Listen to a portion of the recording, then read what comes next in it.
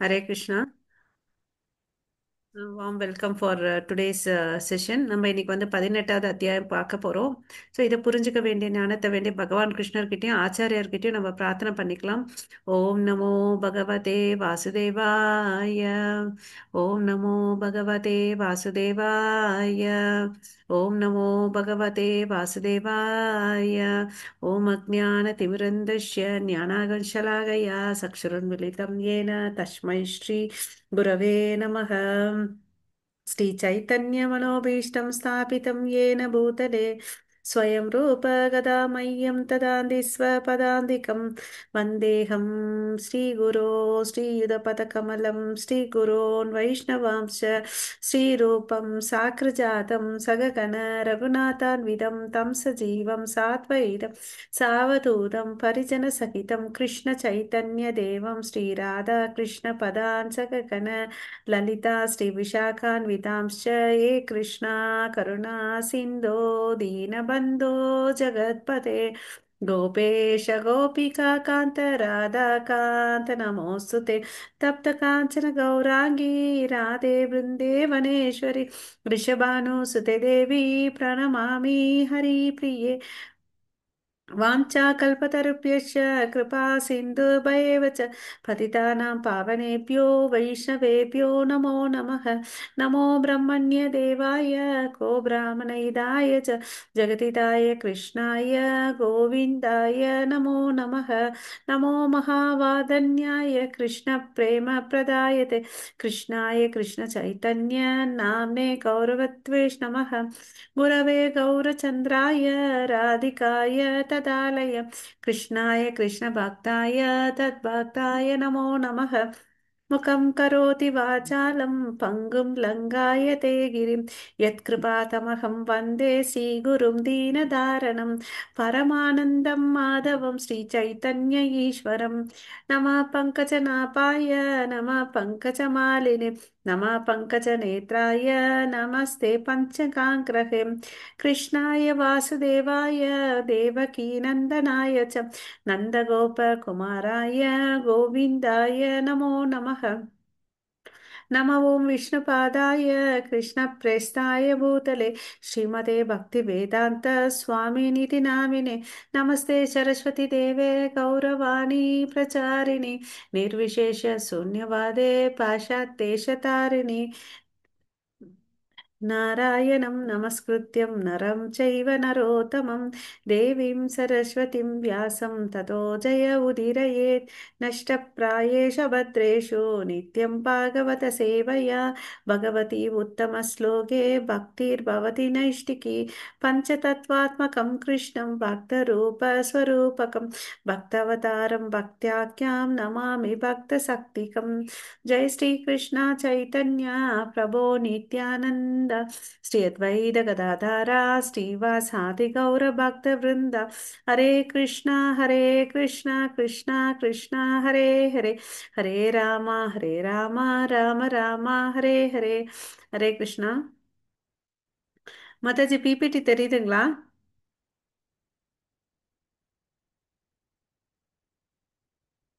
சனிதா மாதாஜி. தெரியுது Mataji. Okay, thank you. So இன்னைக்கு பார்க்க போகிறது வந்து கடைசி அத்தியாயம், த கன்க்ளூஷன். ஓகேவா? ஸோ மோட்சத்தின் மோட்ச சந்நியாச யோகா, துறவரத்தின் முழுமைன்னு சொல்லிட்டு ஆக்சுவலி பார்த்தீங்கன்னா நமக்கு வந்து கிருஷ்ணர் வந்து எல்லாமே சொல்லிட்டார் 17 ஹரே அத்தியாயத்தில். இது கிருஷ்ண வந்து மாதாஜி, பார்த்தீங்கன்னா பிக்சர் ஜஸ்ட் தெரியல மாதாஜி. ஹரே கிருஷ்ண மாதாஜி, பிக்சர் தெரியல.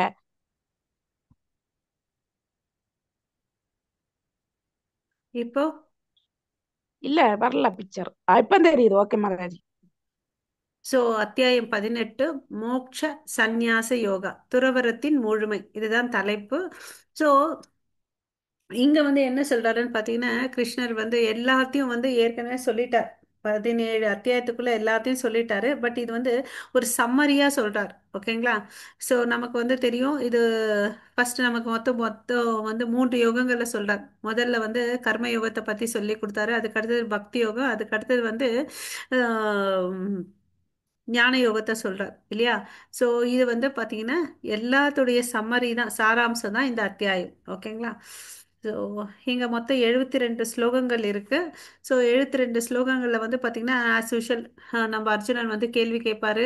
கிருஷ்ணர் அவருடைய கருத்தை வந்து சொல்றாரு. அப்புறம் வந்து பார்த்தீங்கன்னா இந்த இடத்துல நம்ம செயலுக்கான 5 காரணங்களை பற்றி தெரிஞ்சுக்க போகிறோம்.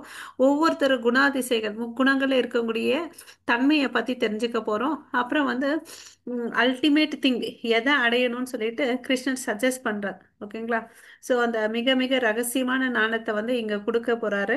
அதை நம்ம தெரிஞ்சுக்கணும். அதுக்கு முன்னாடி வந்து அவர் வந்து என்ன சொல்றாருன்னா சரணடையுங்க அப்படின்னு சொல்லிட்டு சொல்றார். ஓகேவா? ஸோ இங்க இருக்கக்கூடிய 78 ஸ்லோகங்களுடைய சுருக்கமா இப்படிதான் டிவைட் பண்ணியிருக்காங்க. ஓகே, இதுதான் சப் கிளாசிஃபிகேஷன். ஓகே.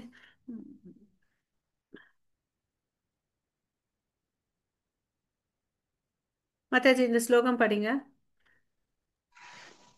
हरे कृष्ण माताजी। अर्जुनन् उवाच सत्यासस्य महाबाहो तत्त्वम् इसामि वेदितुं त्यागस्य सकृषिकेश बृहत्केशि निशितनः। हरे कृष्ण ஹரே माताजी। கிருஷ்ணா. ஸோ ஒரு என்ன இங்க வந்து பாத்தீங்கன்னா முதல் ஆஹ் 18 ஸ்லோகங்கள்ல பாத்தீங்கன்னு வச்சுக்கோங்களேன். அர்ஜுனன் கேள்வி கேட்கிறாரு. கிருஷ்ணர் வந்து பதில் சொல்ல போறார். ஓகேவா? அந்த கேள்வி கணைகள் இங்க பாத்தீங்கன்னா ஃபர்ஸ்ட் இந்த அத்தியாயம் அவர் தான் ஸ்டார்ட் பண்றாரு.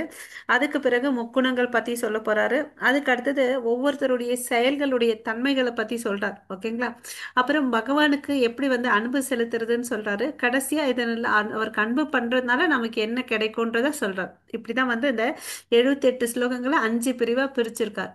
ஸோ இங்க வந்து கேட்கிறார் அர்ஜுனனு, பலம் பொருந்திய புயங்களை உடையவரே, தியாகம் மற்றும் சந்நியாசத்தின் நோக்கத்தை புரிந்து கொள்ள நான் விரும்புகிறேன். என்ன கேட்கிறார்? 2 வார்த்தை நம்ம கேள்வியா கேட்கிறாரு. தியாகம்னா என்ன, சந்நியாசம் 2 விஷயத்த கேட்கிறார். ஓகேவா? கேசி அசுரனை கொன்றவரே, புலன்களின் அதிபதியே. இங்க வந்து பாத்தீங்கன்னா ஃபர்ஸ்ட் அர்ஜுனன் வந்து கிருஷ்ணரை எப்படி பேசுறாரு?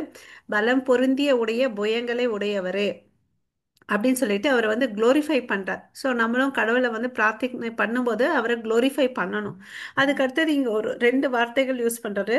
லாஸ்ட் 2 லைன்ஸ் அப்சர்வ் பண்ணீங்கன்னா, கேசி என்ற அசுரனை கொன்றவரே. அதாவது நம்ம அசுரர்களை நிறைய பேர் பார்த்திருக்கோம். பூத்தனா, சகடாசூரா, திருநாவர்தான் அப்படின்னு சொல்லிட்டு. அப்போ கேசின்ற ஒரு அசுரனை கொன்றவர். அதனால அவரை வந்து அப்படி புகழ்றார். கேசி அசுரனை கொன்றவரே. அப்புறம் இன்னொன்னு என்ன சொல்றாரு? புலன்களின் அதிபதியே. ஸோ இந்த புலன்களுக்கெல்லாம் வந்து அதிபதி யாரு? அந்த கடவுளை என்ன வார்த்தை சொல்லி வணங்குறோம்னு பார்த்தீங்கன்னா ரிஷிகேஷா. ஓகேவா? ஸோ இந்த 3 வார்த்தைகள் சொல்றாருங்க. பலங்கள் பலம் பொருந்திய புயங்களை உடையவரேன்னு சொல்லிட்டு புகழ்றாரு. கேசி அசுரனை கொன்றவரே. அப்புறம் ரிஷிகேஷான்னு சொல்லிட்டு சொல்றாரு. எனக்கு வந்து ஒரு சந்தேகம் இருக்கு. அது என்னப்பான்னா, தியாகம்னா என்ன, சந்நியாசத்தை இவங்க 2 பேரோட நோக்கம் என்ன, அவங்க என்ன பண்ண போறாங்கன்றத கேட்கிறாரு. இப்ப பகவான் வந்து பதில் பேசுறாரு. மாதாஜி இந்த ஸ்லோகம் படிங்க. हरे कृष्ण। श्री भगवान उवाच काम्यानां कर्मणां न्यासं सत्यासं कवयो विदुः सर्वकर्म बलत्यागं पराहि त्यागं विशासनः। हरे कृष्ण माता। ஹரே கிருஷ்ணா. ஸோ இப்போ வந்து பார்த்தீங்கன்னா ஆஹ், அர்ஜுனனுடைய சந்தேகம் என்ன? சந்நியாசம். சந்நியாசம்னா என்ன? பௌதிக நோக்கங்களுக்காக தன்னுடைய செயல்களை துறக்கிறது சந்நியாசம். அவங்க என்ன பண்ணுவாங்கன்னா, அவங்க எல்லாம் வீட்டில் இருக்க மாட்டாங்க. ஓகே. அவங்களாம் வந்து அந்த ஒரு ஒரு கிராமத்துல கூட தங்க மாட்டாங்க. சன்னியாசி, உண்மையான சன்னியாசி என்னன்னா, ஒரு மரத்தடியில கூட கண்டினியூஸா 2 நாள் தூங்க மாட்டாங்க. அப்ப எங்க இருந்து ஒரு ஊர்ல ஒரு வீட்ல இருக்கிறது இல்லையா? ஸோ அவங்க ஒரு ஊர்ல இருந்து இன்னொரு ஊருக்கு மூவ் ஆயிட்டே இருப்பாங்க சன்னியாசிகள். அவங்க வந்து எந்த ஒரு பௌதிக நோக்கங்களை வந்து கொண்டு செயல்களை செய்ய மாட்டாங்க. எந்த ஒரு பலனுக்கோசம் வந்து செயல்களை செய்யாதவங்க தான் வந்து சந்நியாசிகள். அவங்களுக்கு வந்து குடும்பம் எல்லாம் எதுவுமே இருக்காது. அவங்க எப்படியாப்பட்டவங்கன்னு பார்த்தீங்கன்னா உயர்ந்த நிலையில இருக்காங்க. அவங்க செய்யக்கூடிய செயல்கள் எதுவுமே பார்த்தீங்கன்னா கிருஷ்ணருக்கு சம்பந்தப்பட்டது அப்படின்ற பாயிண்ட் புரிஞ்சுக்கணும். சரி, இப்ப தியாகம்னா என்ன? இப்போ வந்து பார்த்தீங்கன்னா ஒருத்தவங்க வந்து செயல்களை செஞ்சுட்டு இருக்காங்க. அந்த செயல்கள்னால ஒரு பலன் கிடைக்கும் இல்லைங்களா? அந்த பலன்களை வந்து கிருஷ்ணருக்கோசம் சமர்ப்பிக்கிறது. ஓகேங்களா? ஃபார் எக்ஸாம்பிள் நான் இருக்கேன்னு வச்சுக்கோங்களேன். நான் சமைக்கிறேன். சமைச்சிட்டு அதை எடுத்துட்டு போய் நான் கடவுளுக்கு வந்து ஆஃபர் பண்றேன். ஓகேவா? அந்த சமைச்சது எல்லாத்தையும் அவருக்கு எடுத்துட்டு போய் கொடுக்குறார். அந்த பலனை வந்து கடவுளுக்கு கொடுக்கறதா வந்து தியாகம். இது வந்து யார் பண்ணலாம் பார்த்தீங்கன்னா, நம்மள மாதிரி இருக்கக்கூடிய கிரகஸ்தர்கள் எல்லாம் பண்ணலாம். ஓகேவா? சரி, அப்பன்னா உம், சன்னியாசிங்க வந்து உயர்ந்தவங்க, கிரகஸ்தர்கள் இந்த தியாகம் செய்யறதுனால அவங்க தாழ்ந்தவர்களானா இல்ல. அவரு ஏத்துக்கிட்ட வர்ணாசிரம சங்கப்படி அவர் வாழ்றாரு. அதே மாதிரி இந்த கிரகஸ்தலர்கள் வந்து பாத்தீங்கன்னா பக்தி யோக முறையில அவங்க வாழ்றாங்க. ரெண்டு பேருமே பாத்தீங்கன்னா சமநிலையானவங்க தான். ஆனா அல்டிமேட் திங்ஸ் யாரை போய் ரீச் ஆகுதுன்னு பாத்தீங்கன்னா பகவான் கிருஷ்ணரை தான் போய் சேருது. ஓகேவா? எல்லா செயல்களின் பலனை துறப்பதுதான் தியாகம். ஓகேங்களா? அது நம்ம புரிஞ்சுக்கணும், ரெண்டு டிஃபரன்ஸ். ஓகே. எல்லா விதமான பலநோக்கு செயல்களையும் தோஷமாக எண்ணி அவற்றை துறக்க வேண்டும் என்று சில அறிஞர்கள் அறிவிக்கின்றனர். இருப்பினும் யாகம், தானம் மற்றும் தவத்தின் செயல்களை என்றுமே கைவிடக்கூடாது என்று சில சாதுக்கள் சொல்கின்றனர். இந்த பாயிண்ட் இம்பார்ட்டன்ட். நம்ம எந்த நிலை அடைஞ்சிருந்தாலும் மூன்று விஷயங்களை வந்து நம்ம விடக்கூடாது. அது என்னென்னு பார்த்தீங்கன்னா யாகம், தானம், தவம். இந்த மூன்று விஷயங்கள் வந்து நம்ம, அது சன்னியாசியா இருக்கட்டும், கிரகஸ்தர்களா இருக்கட்டும், இவங்க வந்து விடவே கூடாது. ஓகேங்களா? யாகம், தானம், தவம். ஓகே. இது ஏன் விடக்கூடாதுன்னு பாத்தீங்கன்னா, நம்ம இதை செய்யறதுனால நம்மளுடைய இந்திரியங்கள் வந்து தூய்மை அடைகிறது. ஓகேவா? நம்ம நேற்று சொன்னோம் இல்லையா? அதாவது உடல், மனம், வாக்கு மூலயமா கிருஷ்ணருக்கு சேவை செய்யணும். அப்ப என்ன ஆகுது? நம்ம புலன்கள் வந்து தூய்மை அடைகிறது. ஓகேங்களா? ஆஹ் எந்த ஒரு விஷயத்தையும் கிருஷ்ணருக்கு சம்பந்தமா செய்யறதுனால நமக்கு என்ன ஆகுது? சுத்திகரிப்பு ஆகுது. சுத்திகரிப்பு ஆகுறதுனால நமக்கும் கிருஷ்ணருக்கும் இருக்கக்கூடிய உறவு வந்து நமக்கு புதுப்பிக்குது. ஓகேவா? அப்போ வந்து என்ன பண்ணுவோம், நம்ம மகாமந்திரம் இப்பெல்லாம் வந்து கடமைக்கேனே செய்யறோம் இல்லைங்களா? அப்போ வந்து தானே சந்தோஷமா செய்ய ஆரம்பிப்போம். ஓகேங்களா? அதுதான் வித்தியாசம். மத்தது இந்த ஸ்லோகம் படிங்க. ஹரே கிருஷ்ணா. யஜ்ஞதான தப கர்ம தாத் தாத்யாஜ்யம் காரியம் ஏவ தத் யஜ்ஞோ தானம் தபசைவ பாவ பாவனானி மனிஷினாம். ஹரே கிருஷ்ணா. ஹரே கிருஷ்ணா. சோ யாகம், தானம் மற்றும் தவத்தின் செயல்களை என்றுமே துறக்கக்கூடாது. அவற்றை செய்ய வேண்டியது அவசியம். உண்மையில் யாகம், தானம், தவம் ஆகியவை மிக சிறந்த ஆத்மாக்களையும் கூட தூய்மைப்படுத்துகின்றன. சோ இங்க என்ன சொல்லியிருக்காங்க? நமக்கு மாத்திரம் சொல்லல, எல்லாருக்கும் சொல்லியிருக்காங்க. யாரு? மிக உயர்ந்த ஆத்மாக்கள், அதாவது ரிஷி முனிகள், அவங்க கூட என்ன பண்ணணும்? அவங்களும் வந்து யாகம், தானம், தவம்ன்ற மூன்று விஷயத்த வந்து பண்ணணும். யாகம்னா என்ன? இங்க பாத்தீங்கன்னு வச்சுக்கோங்களேன், நம்ம கலியுகத்துல வந்து சங்கீர்த்தனம் தான் வந்து யாகம். தா தானம்னா என்ன நமக்கு தெரியும் எல்லாருக்கும். அதாவது ஒரு பொருளையோ, பொண்ணையோ, பசுவையோ வந்து தானம் பண்றது இல்லையா? அப்புறம் வந்து தவம். தவம் என்ன என்ன? நம்ம உடல் அளவுல பண்றது, வார்த்தை அளவுல பண்றது, அதுதான் வந்து தவம். அது அப்புறம் வந்து பாத்தீங்க, இப்ப வந்து நம்ம எல்லாருமே தவம் தான் பண்ணிட்டு இருக்கோம். இதுக்கு முன்னாடி ஒரு கொஞ்சம் காலத்துக்கு முன்னாடி இந்த டைம்ல நம்ம எல்லாரும் தூங்கிட்டு இருந்திருப்போம், இல்ல நியூஸ் பேப்பர் வாசிச்சுட்டு காஃபி குடிச்சிட்டு இது மாதிரி டைம் ஸ்பெண்ட் பண்ணிட்டு இருப்போம் இல்லையா? பட் இப்ப என்ன பண்ணோம், அந்த பௌதிக விஷயத்தை எல்லாம் வந்து தியாகம் பண்ணிட்டு நம்ம என்ன பண்றோம்? கடவுளுக்கோசம் இந்த டைமை ஒதுக்குறோம் இல்லையா? இது கூட ஒரு விதத்துல தவம் தான். நம்ம அவருடைய நாமஸ்மரணம் பண்றோம், அது கூட ஒரு தவம் தான். சினிமா பாட்டை கேட்கறதையோ, ஏதோ ஒரு பௌதிக செயல்களை செய்யறதை விட்டுட்டு நம்ம ஆன்மீகமா நம்மளையும் கடவுளை இணைக்கக்கூடிய செயல்களை செய்யறது வந்து தவம். அதனால யாருமே, நீ யாரா இருந்தாலும் சரி, ஒரு பெரிய பெரிய ஆத்மாவா இருந்தாலும் சரி, ஒரு கட்டுண்ட ஆத்மாவா இருந்து கிரகஸ்தரா இருந்தாலும் சரி, இந்த மூன்று விஷயங்களை கைவிடாதன்னு சொல்லிட்டு கிருஷ்ணர் வந்து அறிவுறுத்துறார். மாதாஜி, ஹரே கிருஷ்ணா. ஹரே கிருஷ்ணா. யாராவது வாசிக்கிறீங்க? ஏதான் ஆ, ஏதான் எபிது ஏதான் எபிது கர்மாணி சங்கம் தியக்தவா பாலனீசா கர்த்தவ்யானி யானீதி மே மார்த்த திசிதம் மதம் உத்தமம். ஹரே கிருஷ்ணா. இத்தகைய செயல்களை அனைத்தும் பற்றுதலின்றி எந்த பலனையும் எதிர்பார்க்காமல் செய்யப்பட வேண்டும். இவற்றை ஒரு கடமையாக செய்ய வேண்டும். பிதாவின் மைந்தனே, இதுவே எனது முடிவான அபிப்பிராயம். இப்ப என்ன சொன்னாரு? அவர் கேள்வி கேட்டதுக்கெல்லாம் இங்க வந்து ஒரு முடிவான பதில் சொல்றார். என்ன செய்? நீ ஒரு கடமையா செய்யு அப்படின்னு சொல்ற. உனக்கு விதிக்கப்பட்ட செயலை கடமையா செய். அப்பனா என்ன அர்த்தங்க? பற்றின்றி கிருஷ்ணரை மையமா வச்சுட்டு நம்ம செய்யணும்னு சொல்லிட்டு சொல்றார். ஓகேவா? சோ இந்த பிக்சர்ல நம்ம பாக்குறோம், ஒருத்தவங்க என்ன பண்றாங்க, ஒரு விலங்கு வந்து ஒரு நீர் தேக்கத்துல விழுந்துடுது. அவர் என்ன பண்றாரு? அதை போய் காப்பாத்துறாரு. ஓகேவா?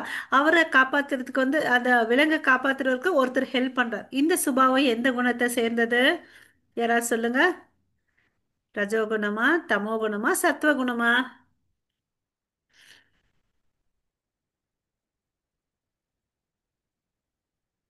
இது வந்து சத்வகுணம் இல்லையா? சத்வகுணம் வந்து மோட் ஆஃப் குட்னஸ், எல்லாரும் நல்லா இருக்கணும்னு நினைக்கிறவங்க இல்லையா?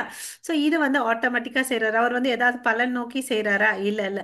கஷ்டப்பட்டுட்டு இருக்காங்களா, அவங்களுக்கு உதவி செய்யலாம்னு சொல்லிட்டு இவரே ஹெல்ப் பண்றார். ஓகேங்களா? இந்த சுபாவனை நமக்கும் இருக்கணும். எப்படி இருக்கணும்? நம்ம எல்லாம் இப்போ வந்து 18 நாள் வந்து கிளாஸ் அட்டன் பண்ணிட்டு இருக்கோம் இல்லையா? இந்த லிங்கை நம்ம யாருக்காவது ஒருத்தவங்களுக்கு ஷேர் பண்ணி, நம்ம ஃப்ரெண்ட்ஸுக்கோ நம்ம ஃபேமிலி மெம்பர்ஸ்க்கோ யாருக்காவது ஷேர் பண்ணி, நான் வந்து இதை வந்து அனுபவிச்சேன், நீயும் இதை அனுபவி, இதுல சில நன்மைகள் இருக்கு, எனக்கு மனமாற்றங்கள் இருக்குன்னு சொல்லிட்டு இந்த லிங்க், நம்ம ரெஜிஸ்ட்ரேஷன் லிங்கை ஷேர் பண்ணாவே அது கூட இட்ஸ் ஆல்சோ குட் திங். ஓகேங்களா?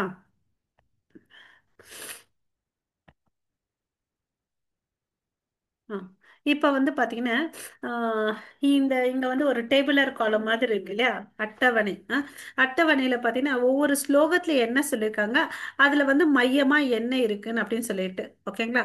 சோ நம்ம வேதங்கள்ல வந்து இந்த அஹ், கு- கு- பணிகள், இந்தந்த செயல்கள் செய்ய வேணும் உனக்குன்னு பிரிஸ்கிரைப்டு டியூட்டிஸ், அதுக்கு என்ன சொல்றது?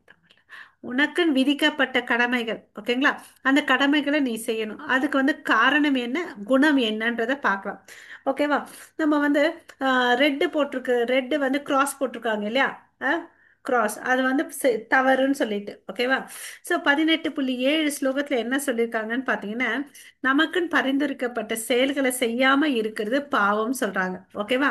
அப்போ வந்து தனக்குன்னு விதிக்கப்பட்ட செயல்களை ஒருத்தன் வந்து செய்யாம இருக்கிறான்னா அவனுக்கு என்ன காரணம்?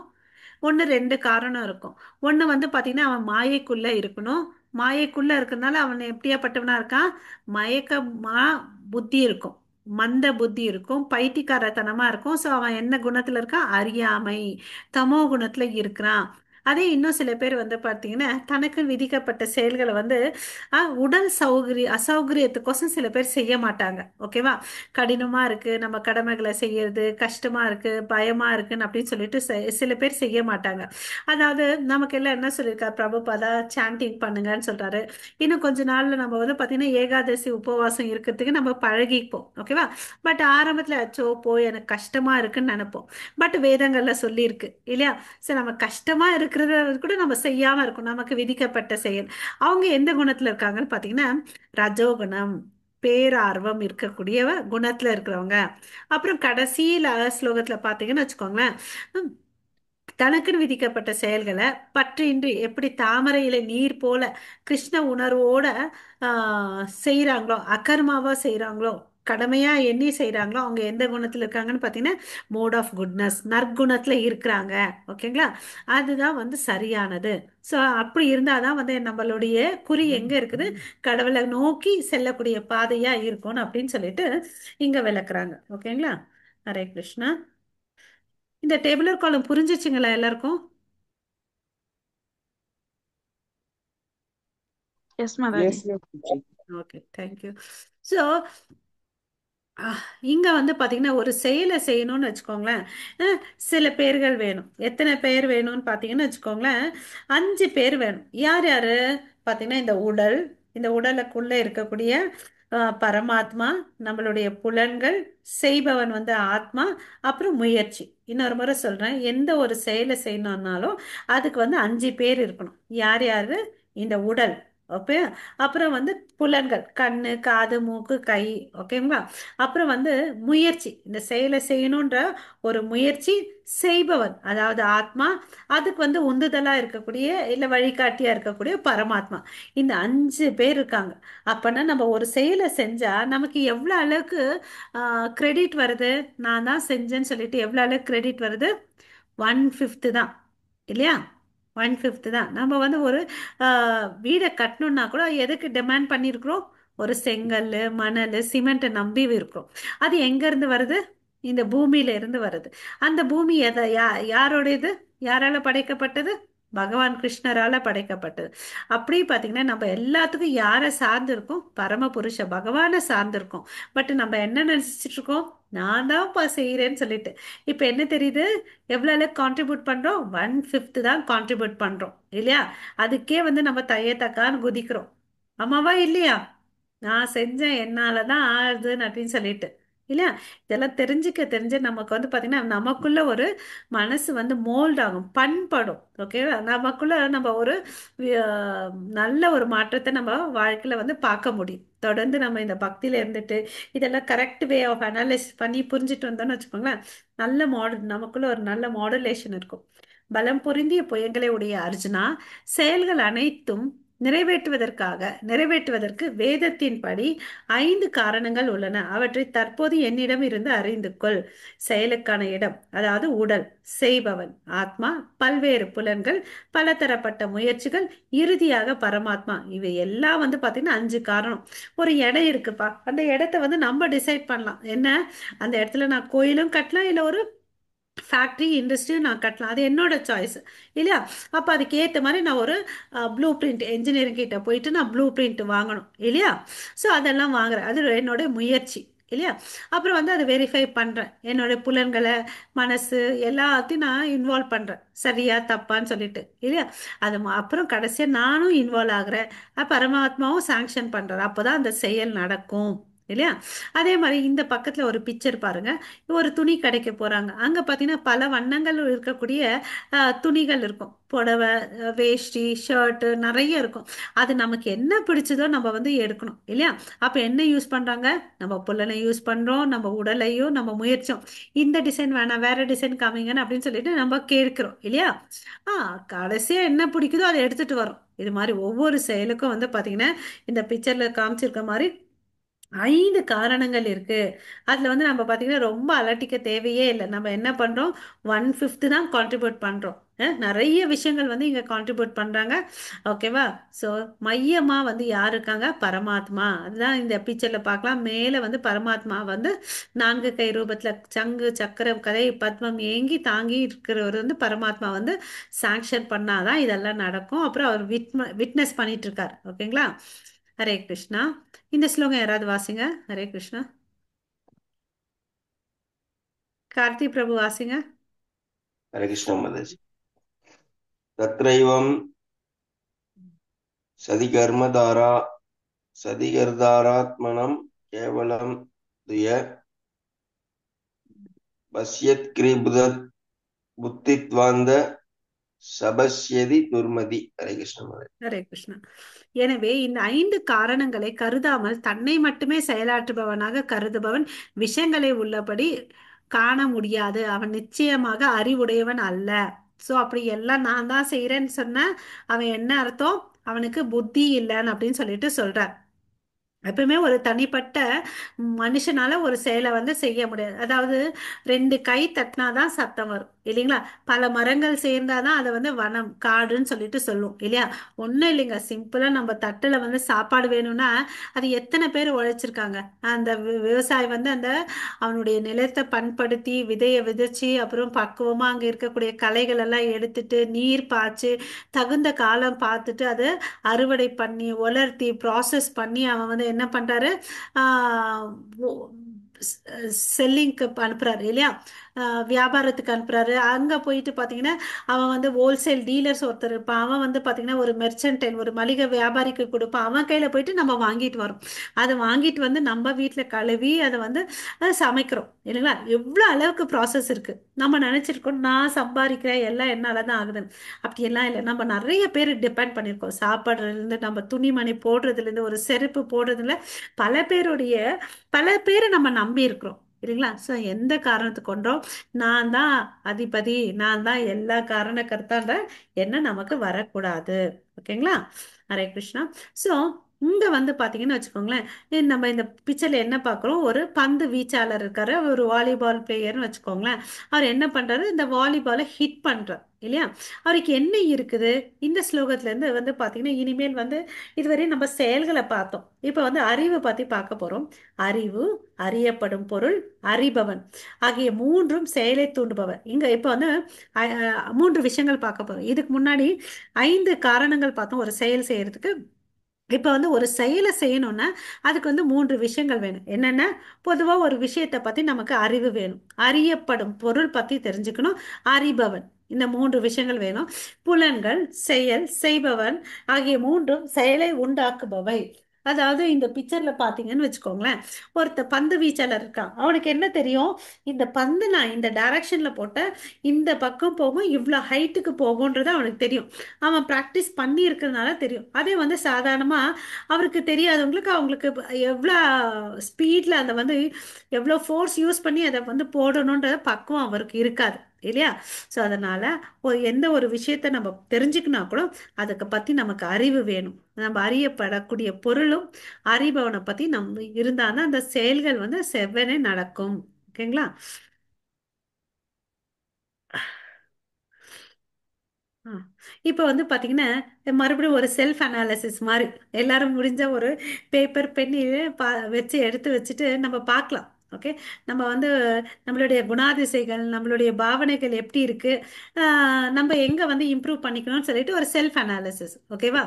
ஸோ நம்ம பார்க்கலாம். ஸோ ஹரே கிருஷ்ணா. 19வது ஸ்லோகத்துல என்ன சொல்லியிருக்காங்கன்னு பாத்தீங்கன்னா, ஜட இயற்கையின் 3 வேறுபட்ட குணங்களுக்கு ஏற்ப அறிவு, செயல், செய்பவன் ஆகியவற்றின் 3 வகைகள் தற்போது அவற்றை என்னிடம் இருந்து கேட்பாயாக. இப்ப கிருஷ்ணர் சொல்றார், ஒவ்வொருத்தவங்க எப்படி இருப்பாங்க அப்படி அந்த 3 குணத்துல இருக்கவங்களுடைய அறிவு எப்படி இருக்கும், அவங்க செய்யக்கூடிய செயல்கள், செய்பவன் எப்படி இருப்பான்றதை நான் உனக்கு சொல்றேன் அப்படின்னு சொல்றார். ஓகேங்களா? 20வது ஸ்லோகத்தை பாத்தீங்கன்னு வச்சுக்கோங்களேன், உயிர்வாழிகள் எண்ணற்ற உருவமாக பிரிக்கப்பட்டிருந்தாலும் அவர்களை பிரிக்கப்படாத ஆன்மீக இயற்கையாக எந்த அறிவின் மூலம் ஒருவன் காண்கின்றானோ அந்த அறிவு சத்வகுணத்தில் இருக்கும். அதாவது என்ன சொல்றாரு? நம்ம சமவேத பண்டித தர்ஷனக, அதாவது எந்த உயிரவாழியா இருக்கட்டும் அதுக்குள்ள யார் இருக்காரு? பிரிக்கப்படாத ஆன்மீக இயற்கை ஒன்று இருக்குது, பரமாத்மா இருக்காருன்னு யார் பார்க்குறாங்களோ அவங்க எந்த குணத்துல இருக்கிறவங்க? சத்துவ குணத்துல இருக்காங்க. இல்லப்பா இது நாய்ப்பா, இது பூனைப்பா, இது யானைப்பா, இது மனுஷன்ப்பான்னு அப்படின்னு பிரிச்சு பார்க்கறானோ அவனுக்கு வந்து அந்த ஞானம் இல்லைன்றதை நம்ம புரிஞ்சுக்கணும். ஓகேவா? எந்த அறிவின் மூலம் வெவ்வேறு உடல்களில் வெவ்வேறு விதமான உயிர் வாழிகள் இருப்பதாக ஒருவன் காண்கின்றானோ அந்த அறிவு ரஜோகுணத்தில் இருப்பதாக புரிந்த புரிந்து கொள்ளப்பட வேண்டும். அதாவது இவன் மனுஷன், இவன் ஆண் பெண் அப்படி பிரிச்சு பார்க்கறாங்களோ அவன் எந்த குணத்துல இருக்கான்? ரஜோ குணத்துல இருக்கான். அவன் இருக்கிறத பார்க்குற மாதிரி பார்க்கல. அதாவது இந்த உடல் வந்து பாத்தீங்கன்னா ஒரு Dress மாதிரி தான். ஓகேவா? ஸோ அதுக்குள்ள வந்து பரமாத்மா இருக்கார். அதுதான் வந்து கரெக்ட் வியூ. ஓகேங்களா? எந்த அறிவின் மூலம் உண்மையை பற்றி அறிவின்றி ஒரே விதமான செயலில் பற்றுதல் கொண்டு அதே எல்லாமாக அறிகின்றோனோ அந்த அற்பமான அறிவு தமோ குணத்தில் இருப்பதாக கூறப்படுகிறது. என்ன சொல்றாங்க பாருங்க, ஒரே விதமான செயல்களில் பற்றுதல் கொண்டு அதையே எல்லாமாக அறிகின்றானோ. ஓகேவா? ஒரே விஷயத்த வந்து தான் எல்லாம் நினைச்சிட்டு இருக்கான். பல விதங்கள் இருக்கு, பல விஷயங்கள் இருக்குன்றதை தெரிஞ்சுக்காம இருக்கிற வந்து தமோகுணம். சில பேர் இருப்பாங்க இல்லையா, கொண்டதே காட்சி கண்டதே கோலம்னு சொல்லிட்டு அவங்க தான் இந்த தமோ குணத்துல இருக்கிறவங்க. ஓகேங்களா? ஹரே கிருஷ்ணா. இந்த ஸ்லோகம் படிங்க மாதாஜிஸ், இந்த 3 பிரிவை படிங்க. இப்போ வந்து பார்த்தீங்கன்னா பொருள் இயற்கையின் முறைகளில் அடிப்படையில் 3 வகையான செயல்கள். இப்போ வந்து அறிவை பார்த்தோம், இப்போ வந்து செயல்களை பார்க்குறோம். 23 24 படிங்க. 25.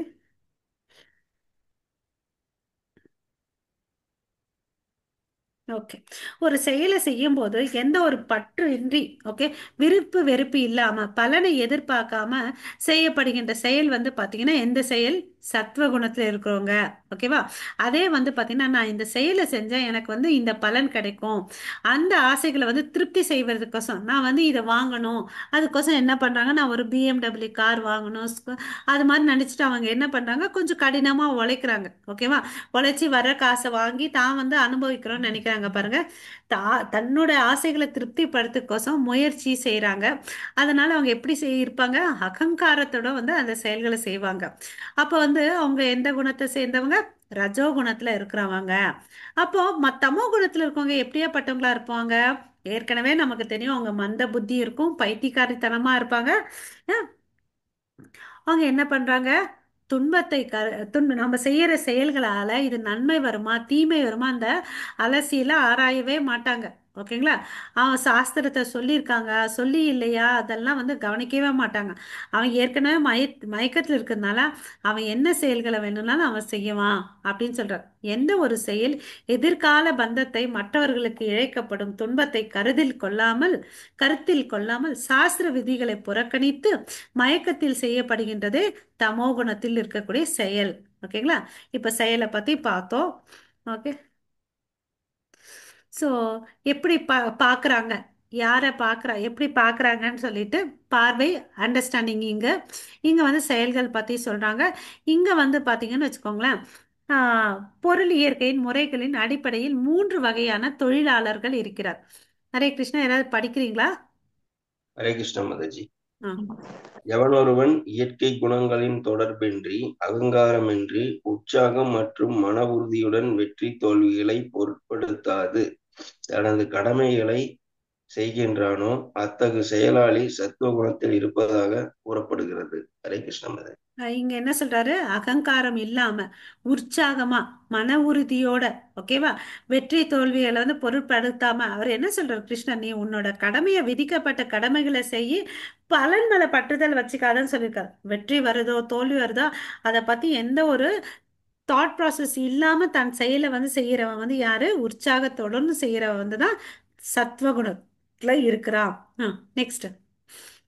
எவனொருவன் தனது உழைப்பின் பலன்களில் பற்றுதல் கொண்டு அந்த பலன்களை அனுபவிக்க விரும்பி பேராசை கொண்டு எப்போதும் பொறாமையுடன் தூய்மையின்றி இன்ப துன்பங்களால் பாதிக்கப்படுகின்றானோ, அத்தகு செயலாளி ரஜோகுணத்தில் இருப்பதாக கூறப்படுகிறது. ஹரே கிருஷ்ணா. இப்ப இங்க என்ன சொல்றாரு? பற்றுதல் ஒண்ணு இருக்கு, அப்புறம் என்ன இருக்கு? அதை அனுபவிக்கணும்ன்ற ஆசை. நான் சம்பாரிச்சேன், நான் தான் அனுபவிக்கணும். நான் சம்பாரிச்சேன், எங்க வீட்டுல நான் ஒரு பெரிய டிவி வாங்கிக்கணும் அப்படியெல்லாம் நினைச்சு வாழ்றாங்க பாருங்க அவங்க. அப்புறம் வந்து பாத்தீங்கன்னா பொறாமை, பேராசை இருக்கும். ஏன் அடுத்தவன் நல்லா இருக்கான் அப்படின்னு சொல்லிட்டு அவனை விட நான் நல்லா இருக்கணும். ஒண்ணுமே இல்லை, அதுவரை நல்லா ஃப்ரெண்ட்ஸா இருப்பாங்க. நம்மளை விட ஒரு நல்ல பெஸ்ட் வாட்சோ ஏதோ ஒன்று வாங்கிட்டாங்கன்னு வச்சுக்கோங்களேன், அப்போ என்ன ஆரம்பிக்கும் அந்த 2 ஃப்ரெண்ட்ஸுக்கு நடுவில்? பொறாமை. இது மாதிரி தான் வந்து பார்த்தீங்கன்னா நம்ம அந்த பொறாமை வந்து பார்த்தீங்கன்னா ஒரு சின்ன விஷயம், அது பார்த்தீங்கன்னா எவ்வளோ பெரிய தீய விளைவுகளை விளைவிக்குதுன்னு பார்த்தீங்கன்னா, துரியோதனனும் பீமனும் ஃபர்ஸ்ட் இனிஷியல் டேஸில் வந்து ரொம்ப நல்லா இருந்தாங்க, ஓகேவா. பட் ஒரு நாள் வந்து அவங்க காட்டுக்கு போகிறாங்க. அப்போ காட்டுக்கு போகும்போது ஒரு குட்டி கரடி வந்து துரியோதனை பிடிச்சிட்டே இருக்கும், ஓகேவா. எவ்வளோ தள்ளி விட்டாலும் போகாது. சரின்னு சொல்லிட்டு இப்படி பாசமா இருக்கேன்னு சொல்லிட்டு அவருக்கு தேவையான தேனு எல்லாத்தையும் கொடுக்குறாரு. சரி, அது கூடயே அவர் கூடயே அது படுத்துக்குது. அப்ப அந்த அம்மா தாய் வந்து தேடிட்டு வருது, எங்கடா என் புள்ளைய காணோம், குட்டி கரடியை காணோம்னு சொல்லிட்டு தேடிட்டு வருது. அப்போ வந்து பாத்தீங்கன்னா அவர் பார்க்குற அந்த பார்க்குது, துரியோதன் தான் இவன் பிடிச்சி வச்சுட்டு இருக்கான், அதனால வந்து அவன் கிட்ட இருந்து நான் எடுத்துட்டு போனேன்னு சொல்லிட்டு துரியோதனன் தாக்குது. துரியோதனன் எவ்வளோ அளவுக்கு ட்ரை பண்றாரு, அவரால் முடியல. பலம் நல்லா இருக்கு, முடியல. சரி, இதை வந்து பார்த்துட்டு இருந்த பீமன் வந்து அவருக்கு ஹெல்ப் பண்ணணும்னு சொல்லிட்டு ஒரே ஒரு கையை லபாக்கா பிடிச்சி இழுத்து தள்ளி விடுச்சுடுவார், ஓகேவா. இங்க என்ன பண்ணாரு பீமன்? அவருக்கு ஹெல்ப் பண்ணார். அப்ப அந்த கரடியும், அம்மா கரடியும் குட்டி கரடியும் ஓடி போயிடும். அப்போ வந்து துரியோதனுக்கு ஒரு மனமாற்றம் வரும். ஓகே, இவ்வளோ பேருக்கு முன்னாடி என்னை வந்து ஒரு அவமானமாயிடுச்சுல, என்னால் பண்ண முடியாத செயல் வந்து இவர் பண்ணார் இல்லையான்னு அப்படின்னு சொல்லிட்டு, அப்போ வந்து தான் என்ன ஆகுது? பொறாமை வந்து அந்த நிமிஷத்துலேருந்து வருது. அப்போ வந்து இவங்க துச்சாதனன் அவங்க தம்பி எல்லாம் இதுவரையும் துரியோதன அண்ணன் இவ்வளோ அளவுக்கு மன வருத்தமாக இருந்து பார்த்ததே இல்லை, இதுக்கு காரணம் பீமனுடைய பலம். ஸோ பீமனை சாவடிக்கணும்னு சொல்லிட்டு ரொம்ப பாய்ஸ்னஸ், அந்த பாய்சன் எடுத்துகிட்டு வந்து அவர் சாப்பிட்ற உணவில் கொடுக்குறாங்க. அவர் வந்து பார்த்தீங்கன்னா ஃப்ரெண்ட்ஸ் அந்த பானத்தில் கொடுக்குறாரு. இவர் ஃப்ரெண்ட்ஸ் என்ன நம்ம இவ்வளோ அளவுக்கு க்ளோஸ் ஃப்ரெண்ட்ஸாக இருந்தோம் இல்லைன்னு சொல்லிட்டு குடிக்கிறாரு. டப்புன்னு மயக்கம் போட்டு கீழே விழுந்துடுறாரு. கண்ணு தெரியுது நம்மளை வந்து கட்டி போடுறாங்கன்னு அப்படின்னு சொல்லிட்டு. பட் அவரால் என்னவும் ரெஸ்பாண்ட் பண்ண முடியல, அவ்வளோ பலம் இருந்தாலும் வந்து ரெஸ்பாண்ட் பண்ண முடியல. ஓகே, சரின்னு அவங்க என்ன பண்ணுறாங்க, இவரை கட்டி தூக்கி நதியில் போட்டுறாங்க. அந்த இருக்கக்கூடிய அந்த பகுதி இருக்கக்கூடிய என்ன அதனுடைய இடம் பார்த்தீங்கன்னா, அந்த ஆழத்தில் வந்து நிறைய நாகங்கள் இருக்கு. ஓகே, அந்த நாகங்கள் வந்து பார்த்தீங்கன்னா அவரை கொத்தி கொத்தி அவர் சாப்பிட்ட விஷம் வந்து இந்த நாகம் விஷத்தால் அது முறிஞ்சிடும். அவர் வந்து பலம் அப்புறம் எழறார், மயக்கம் தெளிஞ்சு எழறாரு. அப்படி அங்கே வந்து இருக்கக்கூடிய நாகத்தை எல்லாத்தையும் சாகடிக்கிறார். அப்போ வந்து நாகலோகத்துக்கு இன்ஃபர்மேஷன் வருதுப்பா, நம்ம ஜனங்கள்லாம் போயிட்டு இருக்காங்கன்னு சொல்லிட்டு. அப்போ வந்து இந்த வாசுகி தலைவன் வராரு. அப்போ வந்து இவரை பார்த்தோன்னே இவர் ஒரு டெமிகாட்ஸ் இல்லையா, ஹையர் பொசிஷனில் இருக்கிற தேவர் அல்லவா. வாசுகி பாம்பை பார்த்தோன்னே இவர் வணக்கம் பண்ணுறார். ஸோ அப்போ வாசுகிக்கு ஒரு ஆச்சரியமாகுது, என்னடா இவ்வளோ பலம் இருக்குது, இவன் வந்து இவ்வளோ அளவுக்கு பவ்யமாக இருக்கிறானேன்னு அப்படின்னு சொல்லிட்டு அவர் வந்து சந்தோஷமா அவருக்கு நான் உனக்கு ஒரு பொருளை கொடுக்குறேன், அதை நீ சாப்பிடு, அதனால உனக்கு இப்ப இருக்கிற பலத்தை விட நிறைய மடங்கு உனக்கு அதிகமா ஆகும் அப்படின்னு சொல்லிட்டு அவங்க கொடுக்குறாங்க. அப்புறமா தான் அவங்க பீமன் என்ன ஆறான், பல மடங்கு பலசாலியா வர்றார். இப்ப நட்பா இருந்தவங்க வந்து ஒரு சின்ன விஷயம் என்ன, பொறாமையால. ஸோ பொறாமைன்றது நமக்கு வந்து அவ்வளோ அளவுக்கு டேஞ்சர் இல்லையா? ஸோ நம்ம இந்த பகவத்கீதை கூட பார்த்தீங்கன்னா வச்சுக்கோங்களேன், கிருஷ்ணர் வந்து அர்ஜுனனுக்கு சொல்றாரு. ஏன் சொல்றாரு? அவர் மனசுல வந்து பொறாமை இல்லை. அந்த பொறாமையினால எவ்வளவு அளவுக்கு கீழ்த்தரமான செயலை செஞ்சார் இல்லையா? அவர் வந்து பாத்தீங்கன்னா இவரை உயிரை காப்பாத்தினாரு.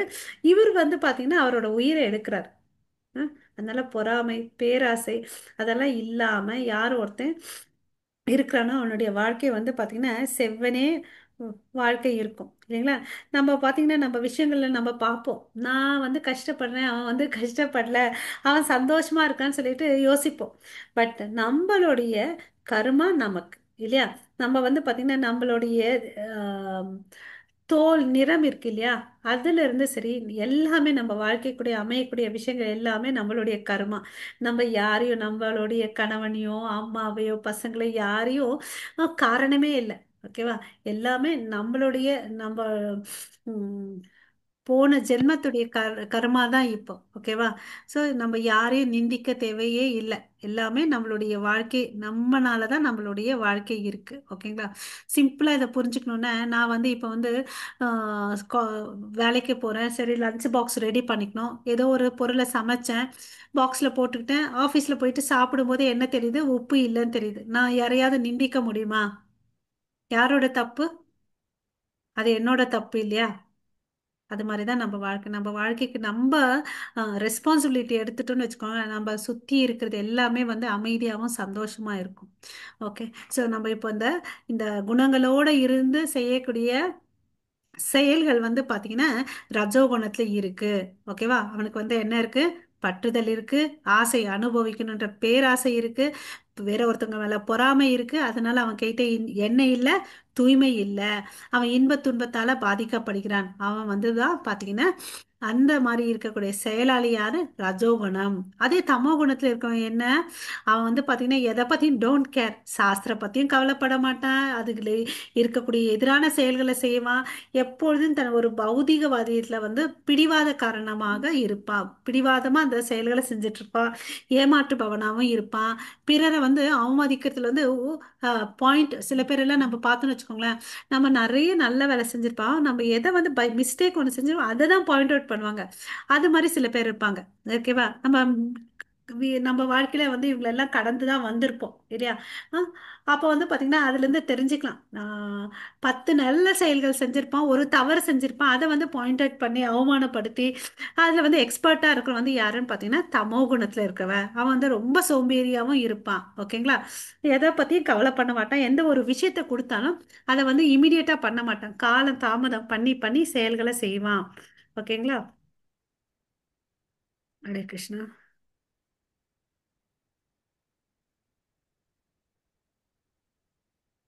ம்.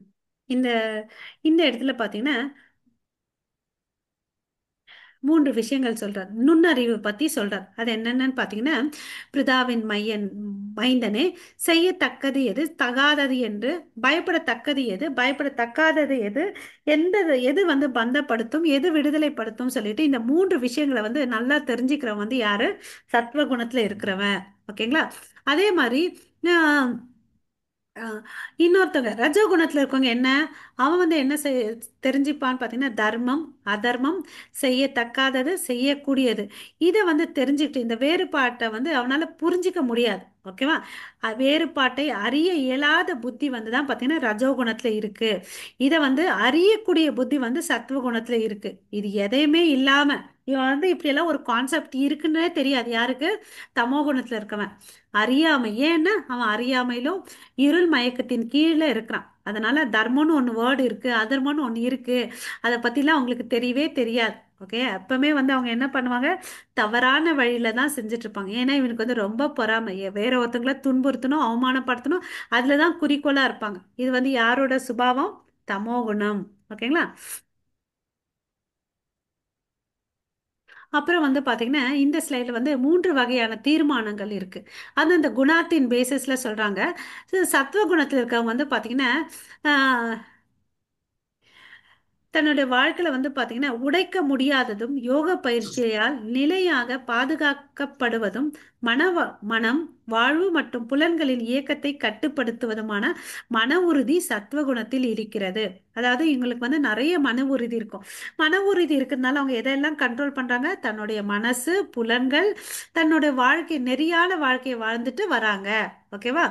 ஸோ அதே வந்து ரஜோகுணத்தில் இருக்கவங்க என்ன பண்றாங்கன்னு பார்க்கலாம். அவங்களுக்கு என்ன இருக்காது? எந்த மன உறுதியின் மூலம் ஒருவன் அறம், பொருள் மற்றும் இன்பத்தின் பலன்களின் மீது பற்றுதல் கொண்டுள்ளானோ ஆஹ், அவன் வந்து என்ன? ரஜோகுணத்துல சேர்ந்தவன். இவனுக்கு தெரியும் நான் எதெல்லாம் பண்ணணும் பண்ணக்கூடாதுன்ற ஒரு வித்தியாசம் தெரியும். பட் இவனுக்கு வந்து தெரிஞ்சும் அவனுக்கு என்ன பண்ணுவான்? பற்றுதல் வச்சிருப்பான். அதுதான் அவனுடைய டிராபேக்கே. ஓகேவா? பற்றுதல் இருக்கிறதுனால என்ன ஆகுது? பிணைக்கப்படுகிறான் பந்தத்துக்குள்ள. ஒரு செயல்களை செஞ்சா நமக்கு அது பாவமும் இருக்கும், புண்ணியமும் இருக்கும். அந்த விளைவினால அவன் பந்தப்படுத்திக்கிறான். அதே சத்துவகுணத்துல இருக்க வந்து பார்த்தீங்கன்னா கிருஷ்ணரை மையமா வச்சு பண்றாங்க. அதனால அவங்களுக்கு அந்த பந்தம் இருக்காது. ஓகேங்களா? சரி, இப்ப தமோ குணத்துல இருக்கவங்க என்ன பண்றாங்க? அவங்க எப்பவுமே ஒரு மயக்க நிலையில தான் இருப்பாங்க. ஸோ அதனால வாழ்க்கை எப்படி இருக்கும்? அவங்களுக்கு ஒரு கனவு, பயம், கவலை, வருத்தம், தோய்ந்த நிலை, மயக்கம் ஆகியவற்றிற்கு அப்பாற்பட்டு செல்ல இயலாது. ஏன்னா அவங்களுக்கு என்ன என்ன இல்லை? அறிவற்ற மன உறுதி தமோ குணத்தில் இருப்பதாகும். அறிவும் இல்லை, மன உறுதியும் இல்லை. ஓகேவா? ஸோ இங்க வந்து பாத்தீங்கன்னா சத்துவ குணத்துல மன உறுதி நல்லா இருக்கு.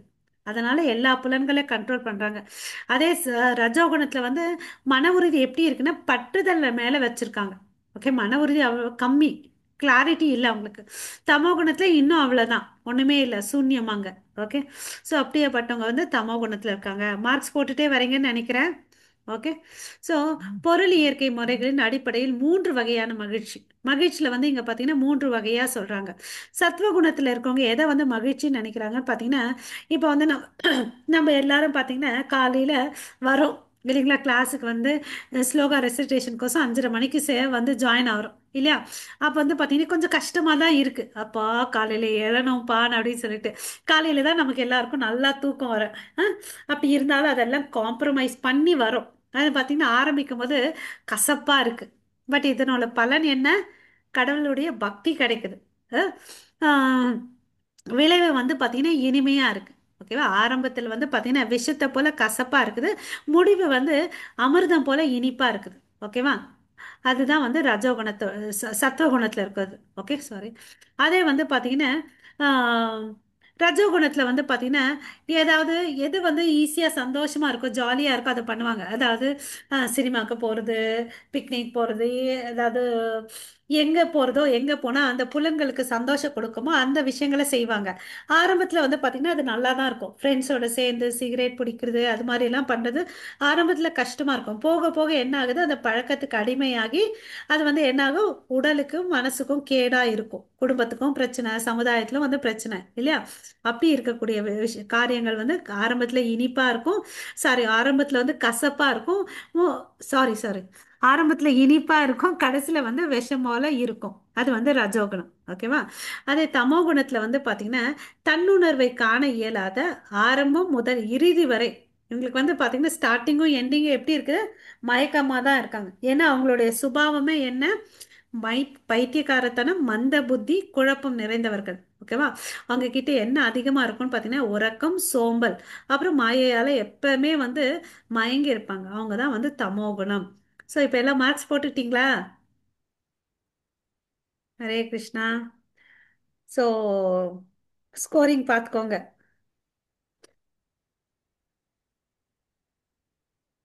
ஓகே. இந்த ஸ்லோகம் படிங்க மாதாஜி. ஹரே கிருஷ்ணா. हरे कृष्ण ம், माताजी। ம். सर्वभूतेषु येनैहं भावम्य निषेध अविभक्तं विभक्तेषु तज्ज्ञानं वित्ति वित्ति सान्विदम् ஹரே கிருஷ்ண மாதா. ஹரே கிருஷ்ணா. ஸோ யார் ஒருத்தன் வந்து எல்லா ஜீவராசிகளுக்கும் வந்து பரமாத்மனை பார்க்குறோனோ அவன் தான் வந்து சரியான விதத்தில் புரிஞ்சிக்கிறான், மோட் ஆஃப் குட்னஸில் இருக்கான்றதை நம்ம புரிஞ்சுக்கணும். ஓகேங்களா?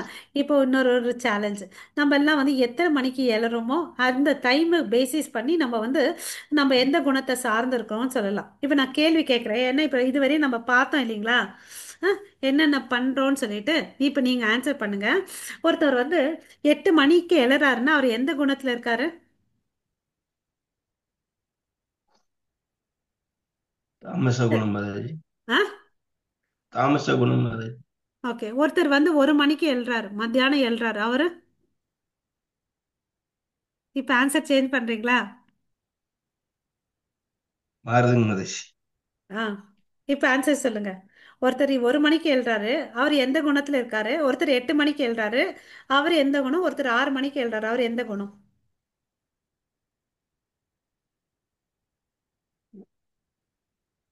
1 மணிக்கு ரஜோ குணம் மாதாஜி. ம் சோம்பேறிப்பா, அவர் சோம்பேறி. ரஜோ குணம். ஆமாங்க. 6 மணிக்கு எழுறவங்க ம். சத்துவ குணத்துல இருக்கான் இல்லையா? நான் ஆமாங்க. இல்லையா, ஆக்சுவலி நம்ம பிரம்ம முகூர்த்தத்துல எழுந்துடணும், அதுதான் வேதங்கள்ல சொல்லியிருக்கு. அட்லீஸ்ட் இங்க இருக்க கம்பாரிசன்ல வந்து பார்த்தோன்னு வச்சுக்கோங்களேன், 6 மணி வந்து பெட்டர், குட் இல்லையா? 5 மணி 6 மணின்றது பெட்டர். காலையில் 5 மணிக்கு 6 மணிக்கு எழுந்தான்னு வச்சுக்கோங்களேன், அவன் வந்து சத்வ குணத்துல இருக்கான். அதை விட்டுட்டு 8 மணிக்கு எழுந்தான்னு வச்சுக்கோவேன், அவன் ரஜோ குணத்துல இருக்கான். 1 மணிக்கு எழுந்த அவனை விட சோம்பேறி வேற யாருமே இல்லை, அவர் வந்து தமோ குணத்துல இருக்கார். இது புரிஞ்சிச்சுங்களா எல்லாருக்கும்? ஹரே கிருஷ்ணா. புரிஞ்சதுங்க. ஓகே. ஆ இங்க வந்து பாத்தீங்கன்னா பொருள் இயற்கையின் முறைகளின் அடிப்படையில் 4 வகையான ஆசிரமங்கள் இருக்கு. இதை நம்ம வந்து ஏற்கனவே பார்த்துருக்கோம் இந்த பிக்சருக்கு போல. நம்ம அதாவது ஒருத்தருடைய இன்டெலிஜென்சி பேசிஸ்ல வந்து பாத்தீங்கன்னா வந்துதான் வர்ணங்கள் பிரிஞ்சிருக்குது. ஓகேவா? 4 வர்ணங்கள், 4 ஆசிரமங்கள். ஓகேவா? பிறப்பால அல்ல. ஓகே. ஸோ 4 வர்ணங்கள் என்னென்னு பார்த்தீங்கன்னா, ஆஹ், அதாவது அறிவு நல்லா இருக்கவங்க வந்து பிராமணர்கள். நெக்ஸ்ட் வந்து பார்த்தீங்கன்னா ஆளுமை திறமை இருக்கவங்க சத்திரியர்கள். உழைக்கும் திறமை பிஸ்னஸ் மைண்ட் இருக்கும் இல்லையா சில பேருக்கு, அவங்க வந்து பார்த்தீங்கன்னா வைஷ்யர்கள். அப்புறம் வந்து கஷ்டப்பட்டு வேலை செய்யக்கூடியவர்கள் சில பேர் இருப்பாங்க, உடல் வலிமை இருக்கவங்க, அவங்க வந்து சூத்திரர்கள். ஸோ இங்கே பார்த்தீங்கன்னா பிராமணன் என்ன பண்ணணும்? நல்லா வேதங்களை படித்து அந்த மக்களுக்கு வந்து இந்த வேத ஞானத்தை கொடுக்கணும். அதாவது மக்களுக்கு வந்து நல்ல வழியில் நடத்தணும்னு அவங்களுக்கு வேத ஞானம் கொடுத்துட்டோன்னு வச்சுக்கோங்களேன், அவனுக்கு புத்தி வந்துடும், இது சரி இது தவறுன்ற புத்தி வந்துடும். அதுக்கேற்ற மாதிரி செயல்களை செய்வான். இந்த சத்திரியன் என்ன பண்ணுவான்? தன்னுடைய நாட்டையும் காப்பாற்றணும், வீட்டையும் காப்பாற்றணும். வைசியன் என்ன பண்ணுவான்? தன்னுடைய நிலத்துல வந்து விளைச்சலும் பண்ணணும், வியாபாரம் பண்ணணும். ஓகேவா? அப்போ அது மூலியமா வந்து காசு எடுத்துட்டு வரும். அந்த காசை எடுத்துட்டு வந்து அவனுக்கு பிராமணனுக்கும் கொடுக்கணும், சத்திரியனுக்கும் கொடுக்கணும். பிராமணன் என்ன பண்ணுவான்? அந்த காசை வாங்கிட்டு யாக யக்னங்களை பண்ணுவான், தவம் பண்ணுவான், தானம் பண்ணுவான். அதுதான் பிராமணன். ஏன்னா அவனோட காசை வச்சுக்க கூடாது. ஓகேங்களா? அப்புறம் அவருடைய விதி என்னன்னு பார்த்தீங்கன்னா, எங்கேயும் போயிட்டு காசுக்கோசம் வேலை செய்யக்கூடாது பிராமணர்கள். ஸோ நம்மளுடைய கடமை, கிரகஸ்தர்களுடைய கடமை, இவங்களுக்கெல்லாம் போயிட்டு நம்ம தானம் கொடுக்கணும். ஓகேங்களா? வேதங்கள்ல சொல்லியிருக்கு. அதே மாதிரி உடல் வலிமை கொண்டு இருக்க வந்து பார்த்தீங்கன்னா கஷ்டப்பட்டு உழைக்கிறான். அப்போ வந்து பயிர் அறுவடை செஞ்ச பிறகு அவன் என்ன பண்ணுறான்? ஒரு பங்கு வந்து பிராமணனுக்கு கொடுக்குறான் இல்லையா? அப்போ அது யாருக்கு போகுது? கடைசியில் வந்து கடவுளுக்கு போய் சேருது. அந்த நடுவில் இருக்கிறது வந்து எப்படி? கிருஷ்ணர் மையமா வச்சுதான் இவங்க வந்து வேலையை செய்யறாங்க. அதனால அவங்க என்ன ஆகுது? யாருக்குமே பற்றுதல் இருக்காது இல்லையா? பற்றுதல் இல்லாம கடைசியில வேதங்களை சொல்லியிருக்க மாதிரி தன்னுடைய கடமைகளை வந்து கடமைகளை செஞ்சுட்டு அந்த பலன்களை வந்து கிருஷ்ணருக்கு சமர்ப்பிக்கிறார்கள். ஓகேங்களா? ஹரே கிருஷ்ணா. ஓகே. ஆ இப்போ ஒரு பிக்சர் பார்க்குறோம், என்ன தெரியுது? யாரோ சொல்லுங்க.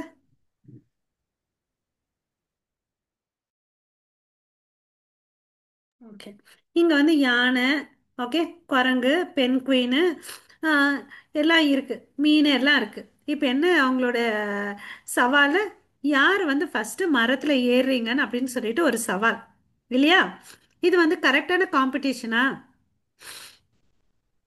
இந்த போட்டி இல்லைங்க மாதாஜி. கரெக்டா? அங்க இருக்கிற தவறு. நபர்கள் வந்து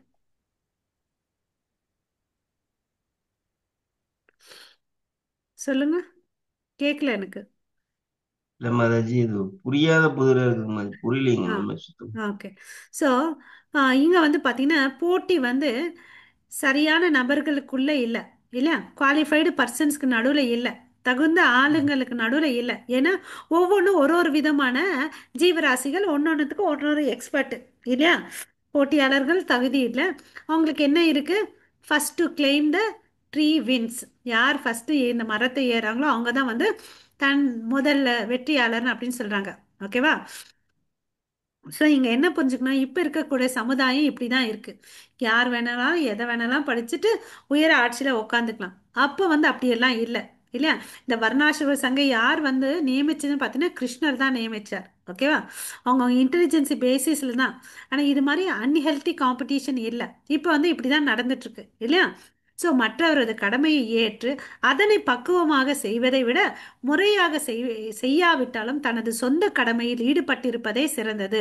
ஒருவனது இயற்கைக்கு ஏற்பட்ட விதிக்கு ஏற்பட்ட ஏற்ப ஓகே விதிக்கு விதி விதிக்கப்பட்டுள்ள கடமைகள் பாவ விளைவுகள் என்றும் பாதிக்கப்படுவதில்லை.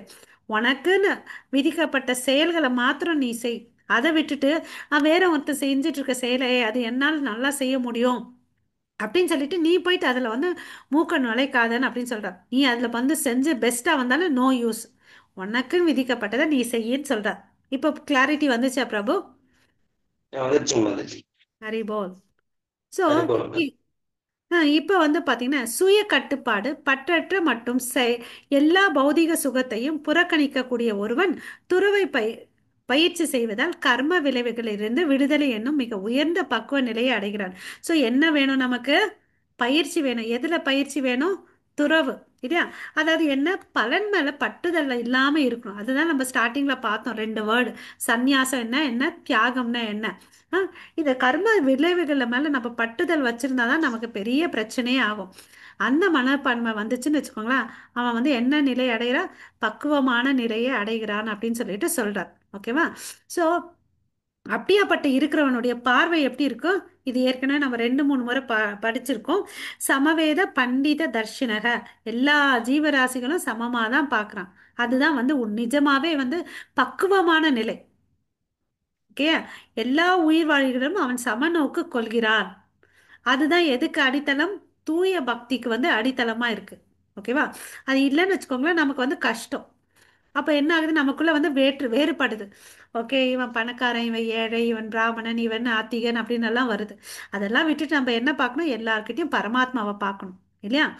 அப்படின்னு பார்த்தாதான் தூய பக்தி வழியில நம்ம போக முடியும். ஓகேவா? பக்தி தொண்டால் மட்டுமே என்னை முழுமுதற் கடவுளாக உள்ளது உள்ளபடி அறிந்து கொள்ள முடியும். என்னை பற்றிய முழுமையான உணர்வை அத்தகு பக்தியினால் அடையும் போது இறைவனின் திருநாட்டிற்கு நுழைய வேண்டும். நம்மளுடைய எய்ம் என்ன இருக்கணும்? நான் கடவுளுடைய லோகத்துக்கு போயிடணும்ப்பா, மறுபடியும் பிறந்து வளர்ந்து இந்த கஷ்டத்தை அனுபவிக்கிறத விட அங்க போய் சுகமா நிம்மதியா இருக்கலாம். ஓகேங்களா? அதுக்கு அடித்தளம் என்ன? துறவு பண்ணணும், பற்றுதல் இருக்கக்கூடாது. அஹ் அப்படி இருந்தாதான் அவருக்கு வந்து என்ட்ரி டிக்கெட். பொறாமை இருக்கக்கூடாது, இல்லையா? இந்த குவாலிஃபிகேஷன் எல்லாம் இருந்தாதான் நம்மளால என்ன பண்ண முடியும்? அங்க போக முடியும்.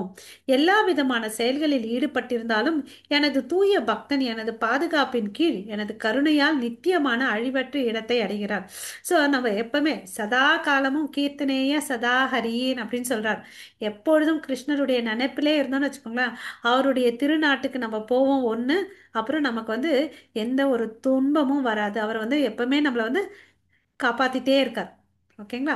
நித்தியமான இடத்துக்கு அப்பதான் நம்ம போய் சேருவோம். அந்த நித்தியமான இடத்துக்கு போனா நம்ம திரும்பி வர வேண்டிய அவசியம் இல்லை. ஓகேங்களா? நம்ம நேற்று பார்த்தோம் இல்லைங்களா? அங்க இருக்கக்கூடிய இடம் எப்படி சுய பிரகாசம் இருக்கும். அங்க எந்த ஒரு வேலையுமே செய்ய வேண்டியதில்லை. நம்மளாம் வீட்டில் வந்து சமைக்கணும், பாத்திரம் கழுவணும், வீட்டு பெருக்கணும், அதெல்லாம் இருக்கும். அங்கெல்லாம் ஒண்ணுமே இல்லை. சந்தோஷம் தான் இருக்கும் அங்க. நம்ம நடந்தாலும் டான்ஸ் ஆடுற மாதிரி இருக்கும், பேசினாலும் பாடுற மாதிரி இருக்கும். நித்தியமா சந்தோஷமா தான் இருக்கும். ஓகேங்களா? நீ என்னை பற்றிய உணர்வில் நிலை பெற்றால் எனது கருணையின் மூலம் கட்டுண்ட வாழ்வின் எல்லா தடங்களையும் கடந்து விடுவாய். என்ன சொல்றாரு பாருங்க, நீ என்ன உறவில் இரு, இல்லையா? இப்போ எப்படி வச்சு ஒரு அயன் ராட் இருக்கு, இரும்பு கம்பி இருக்கு, அதை நம்ம சூடு பண்ணோன்னு வச்சுக்கோங்களேன், என்ன ஆகுது? அந்த வெப்பத்தின் தன்மையை அது எடுத்துக்குது, இல்லையா? அது மாதிரி நம்ம எப்பவுமே கிருஷ்ண உணர்வோடு இருந்தால் அவருடைய கருணை நமக்கு கிடைக்கும். அதனால என்ன ஆகும்? நம்மளுடைய தடங்களை எல்லாத்தையும் கடந்து போயிடலாம். ஓகேங்களா? அப்போ அதுக்கு என்ன இருக்கக்கூடாது? அகங்காரம் இருக்கக்கூடாது, இல்லையா? அகங்காரத்து இருந்தோம்னு வச்சுக்கோங்களேன் நம்ம அழிஞ்சிடுவோம் அப்படின்னு சொல்லிட்டு கிருஷ்ணர் சொல்றார். ஸோ அவரோட கருணை வேண்டி தான் நம்ம வாழணும். ஓகே. ஸோ அர்ஜுனா, ஜடசக்தியால் செய்யப்பட்ட இயந்திரத்தில் அமர்ந்துள்ள எல்லா உயிர்வாழிகளின் பயணங்களையும் அவர் இதயத்தில் வீற்றுள்ள முழுமுதற் கடவுளே வழி நடத்துகின்றார். ஓகேவா? எப்படி ஒரு மரத்துல வந்து பாத்தீங்கன்னா ரெண்டு கிளை, ரெண்டு பறவை இருக்குதோ, ஒரு இந்த பிக்சர்ல பாருங்க, ஒரு பறவை வந்து பழம் சாப்பிட்டுட்டு இருக்குது, இன்னொரு பறவை வந்து அதை பார்த்துட்டே இருக்கு. நான் உங்களுக்குள்ளே இருந்துட்டு எல்லாத்தையும் நான் வந்து என்ன பண்ணிட்டு இருக்கேன், கவனிச்சுட்டு தான் இருக்கிறேன் அப்படின்னு சொல்லிட்டு சொல்றார். ஓகேவா? கவனிச்சுட்டும் இருக்காரு, வழியும் நடத்துறார் நமக்கு. ஓகேவா? ஸோ அதை நம்ம புரிஞ்சுக்கணும். நமக்குள்ளே வந்து கடவுள் இருக்கிறதா, அவர் சைத்திய குருவா இருந்து நம்மளை வழி நடத்துறாரு அப்படின்றத நம்ம புரிஞ்சுக்கணும். அப்படி இருந்தால் நம்ம என்ன பண்ணுவோம், ஒரு கான்சியஸ்னஸ், அலர்ட்னஸ் வரும். நான் இதை செய்யக்கூடாது, இதை செய்யணும்னு சொல்லிட்டு, இல்லையா? அப்புறம் பரத வழித்தோன்றலே அவரிடம் முழுமையாக சரணடைவாக அவரது கருணையால் தெய்வீக அமைதியையும் உன்னதமான நித்திய இடத்தையும் அடைவார். ஸோ இப்போ வந்து பலன்களை சொல்றார். இதுவரையும் பார்த்தீங்கன்னா 3 குணங்களுடைய செயல்கள், அறிவு, அவங்கள பற்றி சொன்னார். இப்போ வந்து நீ எந்தெந்த தன்மைகளை வளர்த்துக்குன்னா அல்டிமேட் கோல், உன்னுடைய வாழ்க்கையின் நோக்கமான கிருஷ்ண லோகத்தை அடைய முடியும், அதை சொல்றார். ஓகேவா? ஸோ அதுக்கு என்ன ஆகணும், இங்க சரணடைன்னு சொல்றார். ஓகேவா? சரணடை. அப்போ வந்து என்ன ஆகுது, உனக்கு என்ன கிடைக்குது, அவருடைய கருணையால நமக்கு என்ன கிடைக்குது, தெய்வீக அமைதியும் தெய்வீக அமைதி கிடைக்குது. அதுக்கு பிறகு நித்தியமான இடத்துக்கு போறோம். இது வந்து அசாஸ்வத துக்காலயம், இது வந்து துக்காலயம், இது அழியக்கூடியது. அவர் இருக்கக்கூடிய லோகமும் வந்து பார்த்தீங்கன்னா நித்தியமானது, அழிவு இல்லாதது. இந்த 14 லோகங்கள் கூட அழியும், பட் அவர் இருக்கக்கூடிய லோகம் வந்து அழியாது. அதுக்கு நம்ம என்ன பண்ணணும், அவருக்கு சேவை செய்யணும். இந்த பிக்சர்ல நீங்க பாத்தீங்கன்னா நம்மளுடைய ஜெகநாத் இருக்கார் இல்லையா? ஜெகநாத் பார்த்தீங்கன்னா கண்கள்லாம் அகண்டு இருக்கு, அவருக்கு வந்து கண் ரெப்பை இல்லை, இல்லையா? ஸோ எப்பவுமே பக்தர்களுக்கு வந்து அவர் வந்து பிளஸ்ஸிங்ஸ் கொடுத்துட்டே இருக்கார். அவருக்கு வந்து யார் சேவகம் பண்றாரு, அங்க ஒரு தொடப்பத்தை எடுத்து பெருக்கிட்டு இருக்காரு இல்லையா? அவர் யாருன்னு பார்த்தீங்கன்னா பிரதாப ருத்ர மகாராஜா. அவர் வந்து அரசனா இருந்தாலும் அவர் என்ன பண்றாரு, கடவுள் வராருன்னு, ஊர்வலத்துக்கு வராரு, ரத யாத்திரையில வராருன்னு சொல்லிட்டு தெருவை வந்து தங்க தொடப்பத்தால பெருக்கிறார். அவர் சொன்ன எத்தனையோ வேலையாட்கள் சேலைகளை செய்யலாம், பட் இருந்தாலும் அவர் செய்கிறார். அது மாதிரி நம்ம வந்து ப்ரெஸ்டீஜ் இஷ்யூலாம் பார்க்காம கடவுளுக்கு வந்து நம்ம சேவைகள் செய்யணும். அதுதான் தூய பக்திக்கு ஆரம்ப நிலை. இவ்வாறு ரகசியமானத்தை காட்டிலும் மிகவும் ரகசியமான ஞானத்தை உனக்கு நான் விளக்கி உள்ளேன். இதனை முழுமையாக கவனமாக சிந்தித்து நீ செய்ய விரும்புவதை செய். இப்ப என்ன சொல்றாரு, இந்த பாயிண்ட் ரொம்ப இம்பார்ட்டன்ட். பாருடா அர்ஜுனா, உனக்கு எல்லாத்தையும் சொல்லிட்டேன்ப்பா. உனக்கு வந்து எதை செய்யணும்னு நினைக்கிறியோ நீ விரும்பியதை நீ செய். இது செய்யன்னு சொல்லலை, எல்லாத்தையும் சொல்லிட்டாரு. அது மாதிரி தான் சாய்ஸ் நமக்கும் கொடுத்துருக்காரு. இந்த அட்வைஸ் எல்லாம் யாருக்கு, அர்ஜுனனுக்கு மாத்திரம் இல்லை, நம்ம எல்லாருமே அர்ஜுனா. இது எப்பவுமே நம்ம குழப்பத்துல தான் இருப்போம். ஸோ அதனால நீ செய்ய வேண்டியதை செய்யப்பான்னு அப்படின்னு சொல்லிட்டார். சாய்ஸ் அவர் கையில் கொடுத்துட்டார். ஓகேவா? ஸோ இப்போ என்ன ஆகுதுன்னு பார்க்கலாம். எப்போதும் என்னை பற்றி நினைத்து எனது பக்தனாக ஆகி, ஓகே, என்னை வழிபட்டு அஹ், உனது வணக்கங்களை எனக்கு சமர்ப்பிப்பாயாக. இவ்வாறு நீ என்னை வந்தடைவாய் என்பதில் ஐயமில்லை. நீ எனக்கு மிகவும் பிரியமான நண்பன் என்பதால் இந்த சத்தியத்தை நான் உனக்கு அளிக்கின்றேன். ஸோ மன்மனா பவ மத் பக்தோ மத்யாஜி மாம் நமஸ்குரு மாம் ஏவ ஷிஷ்யத் சத்யம் தே பிரதிஜானோ பிரியோஸ்மி. என்ன சொல்றாரு, எப்பயுமே என்னை நினைச்சிட்டு இருக்கிறதுனால என்ன ஆகுற, என் பக்தன் ஆகுவ, உன்னுடைய வணக்கங்களை எனக்கு சமர்ப்பின்னு அப்படின்னு சொல்றார். இப்படி பண்ணிட்டே இருந்தா இதுல ஒரு டவுட்டும் இல்லை, நீ என்னன்ற என்கிட்ட வந்து சரணடைவ. இவங்க தான் நம்மளுடைய டெம்பிள் டிடி, அதாவது நம்மளுடைய நம்மளோட டெம்பிள் விக்கிரகம் ஸ்ரீ டி ராதா கோவிந்தா. ஓகேங்களா? ஸோ அவரை போய் நம்ம சரணடையணும், இல்லையா? ஸோ இப்போ வந்து கீதா சாராம்சம், இந்த ஸ்லோகம் யாராவது படிங்க. ஓகே. சர்வ தர்மான் பரித்யஜ்ய மாமேகம் சரணம் व्रज அகம் துவம் சர்வ பாப்பியேபியோ மோக்ஷிஷ்யாமி மா சுச்சக. இது வந்து ரொம்ப இம்பார்ட்டன்ட் ஸ்லோகம். க எல்லாத்துடைய சாராம்சம் இதுதான். அவர் கிருஷ்ணர் என்ன சொல்றார், நீ என்னெல்லாம் செஞ்சுட்டு இருக்கியோ அதை எல்லாத்தையும் விட்டுட்டு நீ என்கிட்ட வந்து சரணடை. அதனால வரக்கூடிய எல்லா பாவங்களை இதனால் செஞ்சுட்டு இருந்தது எல்லாத்தையும் விட்டுட்டு வா, நான் உன்னை பார்த்துக்கிறேன், எல்லாத்துலேருந்து விட்டு வைக்கிறேன் உன்னை, பயப்படாதேன்னு சொல்கிறார். இதுவரையும் நமக்கு யாராவது சொல்லியிருக்காங்களா, நீ என்ன பண்ணியிருந்தாலும் வா நான் பார்த்துக்கிறேன் அப்படின்னு சொல்லிட்டு? நீ கொலை பண்ணியிருக்கியா வா, திருடி இருக்கியா வா, நான் உன்னை காப்பாத்துறேன்னு யாராவது சொல்லியிருக்காங்களா? இல்ல தானே? கடவுள் எவ்வளவு அளவு கருணையா இருக்காங்க. நீ என்ன பாவம் செஞ்சிருந்தாலும் என்கிட்ட வந்து சரணடை, நான் உன்னை காப்பாத்துறேன் அப்படின்னு சொல்றார். சரணடையலாமா? அடங்கலாம் மாதாஜி. ஹரிபால். ஓகே. ஹரிபோல். ஓகே. இந்த ரகசிய ஞானம் தவம் இல்லாதவருக்கோ பக்தி இல்லாதவருக்கோ பக்தி தொண்டில் ஈடுபடாதவருக்கோ என் மீது பொறாமை உள்ளவருக்கோ ஒருபோதும் விளக்கப்படக்கூடாது. இப்ப என்ன சொல்றாரு? இது யாருக்கும் நீ சொல்லாத. யாருக்கு? என் மேல வந்து பொறாமையா இருக்கான் இல்லையா, அவனுக்கு போயிட்டு இந்த ஞானத்தை சொல்லாத அப்படின்னு சொல்லிட்டு சொல்றார். ஓகேங்களா? இது வந்து ரகசியமான ஞானம். ஸோ ஒரு தகுதி வேணும் இல்லையா? நம்ம ஒருத்தவங்களுக்கு ஒன்று கொடுக்கணும்னா கூட அந்த விஷயத்தை பத்தி அவங்களுக்கு அப்ரிஷியேட் பண்ணக்கூடிய புத்தி இருக்கணும் இல்லையா? இருந்தா அவங்களுக்கு கொடுக்கலாம், அப்பதான் பிரயோஜனம் இருக்கும். இல்லைன்னா போயிட்டு குரங்கு கையில பூமாலை கொடுத்தா என்ன பண்ணும்? பிச்சு தான் போடும். தகுந்த நபர்களுக்கு கொடு, பொறாமைக்காரர்களுக்கு கொடுக்காதன்னு அப்படின்னு சொல்றாங்க. ஓகேங்களா? அதுக்கு அடுத்தது, ஹரே கிருஷ்ணா, இந்த ரெண்டு ஸ்லோகமும் பொருளும் படிங்க மாதாஜி. ஹரே கிருஷ்ணா. ஹரே கிருஷ்ணா மாதாஜி. ஆ, ரெண்டு ஸ்லோகம் பொருளும். ஓகே மாதாஜி. யயிதம் பரமம் முக்கியம் மத்பக்தேஸ் வபிதாஸ் யதி பக்திமயி பிரம் கிருத்வா மாம் ஏ ஏவைஷத் யசம்சய. இந்த பரம ரகசியத்தை எனது பக்தர்களிடம் விளக்குபவனுக்கு தூய பக்தி தொண்டு உறுதிப்படுவதோடு அவன் இறுதியில் நிச்சயமாக என்னிடம் திரும்பி வருகின்றான். ஹரே கிருஷ்ணம்.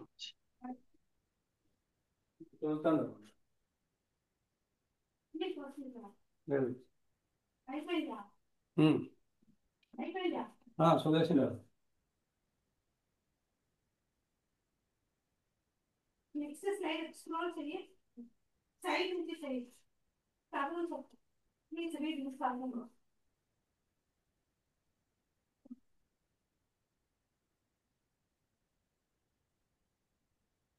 नेक्स्ट स्लाइड पढ़ेंगे प्रभु.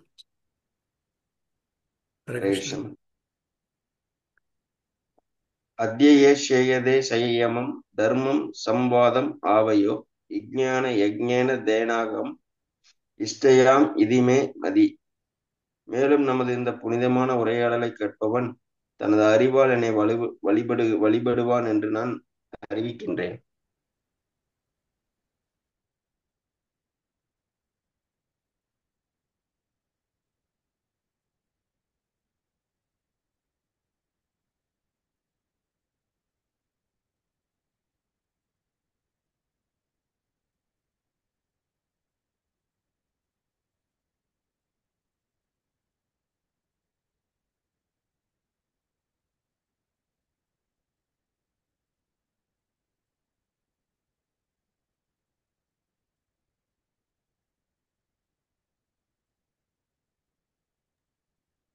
हरे कृष्णा. ஹரே கிருஷ்ண மாதாஜி. या स्लाइड చదివించావు? అదే ఆ చిన్న బెడ్రూమ్ ఇది అయినాక 2 స్లైడ్స్ మూవ్ చేస్తాను. ఓకే, అర్థం ఉంటుంది. ఏమో చేసి పెట్టాను. దీనిపైన నేను నువ్వు పెట్టేటివి దీన్ని వచ్చి నేను పెట్టింది. ஓகே. இங்க வந்து என்ன சொல்றாருன்னு பாத்தீங்கன்னா, இந்த பரம ரகசியத்தை எனது பக்தர்களிடம் விளக்குபவனுக்கு தூய பக்தி தொண்டின் உறுதிப்படுத்தப்படுவதோடு அவன் இறுதியில் நிச்சயமாக என்னிடம் திரும்பி வருகிறான். ஓகே.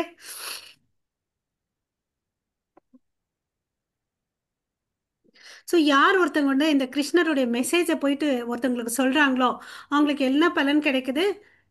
அவன் இறுதியில் நிச்சயமாக என்னிடம் திரும்பி வருகிறான், அவருடைய நித்திய லோகத்துக்கு போறாங்கன்னு அப்படின்னு சொல்லிட்டு சொல்றாங்க. அப்படி யார் போயிட்டு கிருஷ்ணரை பத்தி எல்லாருக்கும் சொல்றாங்க, அவங்க வந்து எப்படியாப்பட்டவங்க?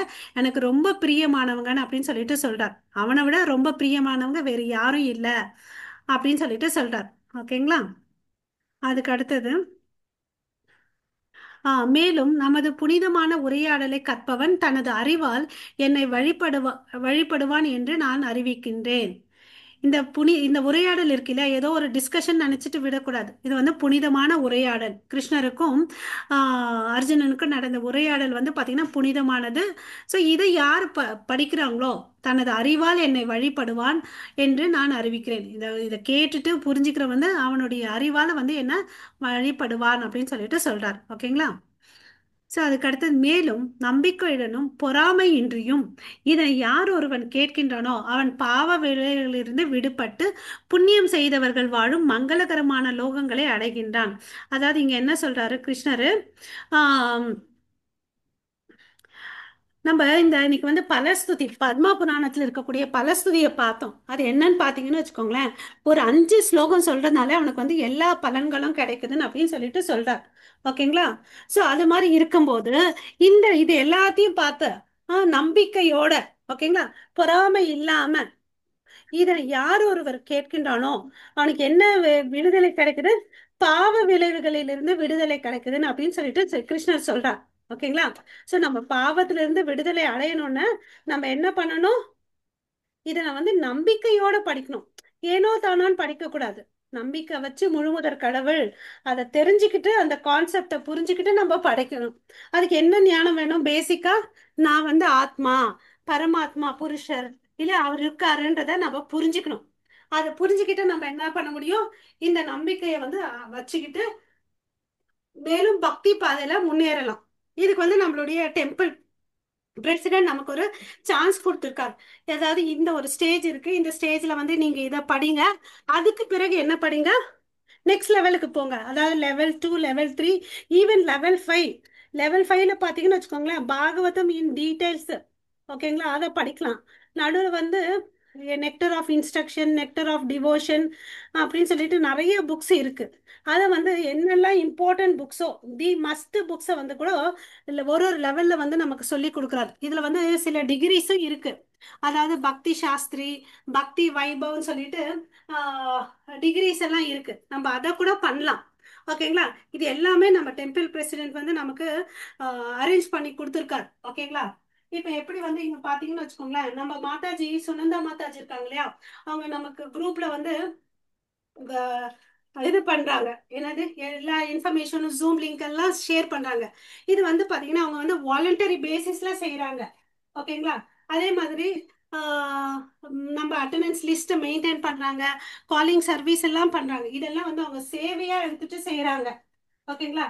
அது மாதிரி நம்மளும் ஓகே. நம்ம இப்ப என்ன சொன்னார் போன ஸ்லோகத்துல, யார் இதை ஒருத்தர் செய்யறாங்களோ அவங்களுக்கு வந்து பலனை நான் கொடுக்குறேன்னு சொன்னார் இல்லையா? அந்த பலன் அடையணும்னா நம்ம இதுல ஏதாவது ஒரு பங்கு சேவை செய்யணும். எப்படி ராமர் வந்து அந்த அணில் வந்து சேவையும் ஏத்துக்கிட்டாரு, ஹனுமனுடைய சேவையும் ஏத்துக்கிட்டாரு இல்லையா? அது மாதிரி நம்ம பெருசா செய்யறோமா சின்னதா செய்யறோமான்னு இல்லை. ஓகேங்களா? நம்மளால நமக்கு என்ன சக்தி இருக்கோ அதுல வந்து நம்ம இன்வால்வ் பண்ணிக்கிட்டோம்னு வச்சுக்கோங்களேன், நமக்கு வந்து நன்மை அடையும். ஓகேங்களா? ஸோ நம்ம மறுபடியும் இந்த வேர்டு நம்ம படிச்சுக்கலாம். நம்பிக்கையுடனும் பொறாமை இல்லாமல் யார் ஒருவன் இதை கேட்கின்றானோ அவன் பாவ விளைவில் இருந்து விடுபட்டு புண்ணிய செய்தவர்கள் வாழும் மங்களகரமான லோகங்களை அடைகின்றான். அந்த மங்களகரமான லோகத்துக்கு போனோம்னா நம்ம இதை செய்யணும். சரிங்களா? இதை படிங்க பிரபு, இந்த ஃபுல் ஸ்லோகம் ஸ்லைடு படிங்க. மாதாஜி யாராவது படிங்க. हरे कृष्ण माताजी।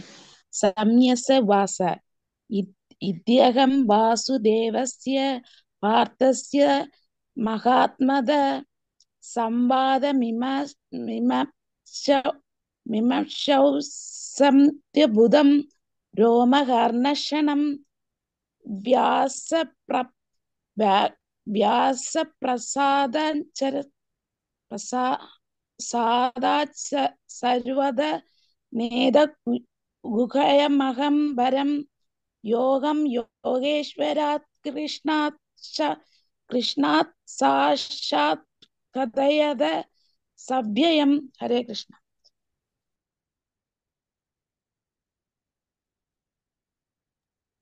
ஹரே கிருஷ்ணா. சஞ்சயன் வந்து இப்ப பேசுறார் இல்லையா? இவ்வாறு கிருஷ்ணர் அர்ஜுனன் என்னும் இரு மகாத்மாக்களுக்கு இடையிலான உரையாடல் நான் கேட்டேன். ஸோ இப்போ இந்த டிஸ்கஷன் எங்க நடக்குது? குருஷேத்திர போர்ல சமஸ்கிருத பாஷையில 2 பேருக்கு நடுவில் நடக்குது. யார் யாருக்கு நடுவில்? அர்ஜுனனுக்கும் கிருஷ்ணருக்கும். இந்த சம்வாசை வந்து புனிதமானதுன்னு சொல்றார். ஓகேவா? நான் கேட்டேன். சஞ்சயன் சொல்றார் யார்கிட்ட? திருதராஷ்டிரர் கிட்ட சொல்றார். இந்த அற்புதமான விஷயங்களை கேட்டதுனால எனக்கு என்ன ஆகுது?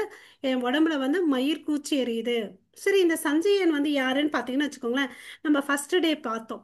அவர் வியாசதேவருடைய சிஷ்யன். ஓகேங்களா?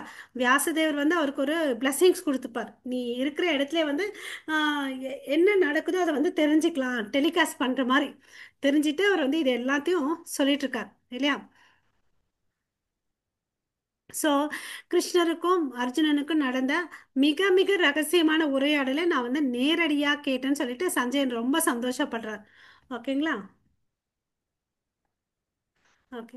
ஸோ மன்னனே, கிருஷ்ணருக்கும் அர்ஜுனனுக்கும் இடையில் நடந்த இந்த அற்புதமான புனித உரையாடலை மீண்டும் மீண்டும் நினைத்து ஒவ்வொரு கணமும் உணர்ச்சி வசப்பட்டு நான் இன்பம் அடைகின்றேன்.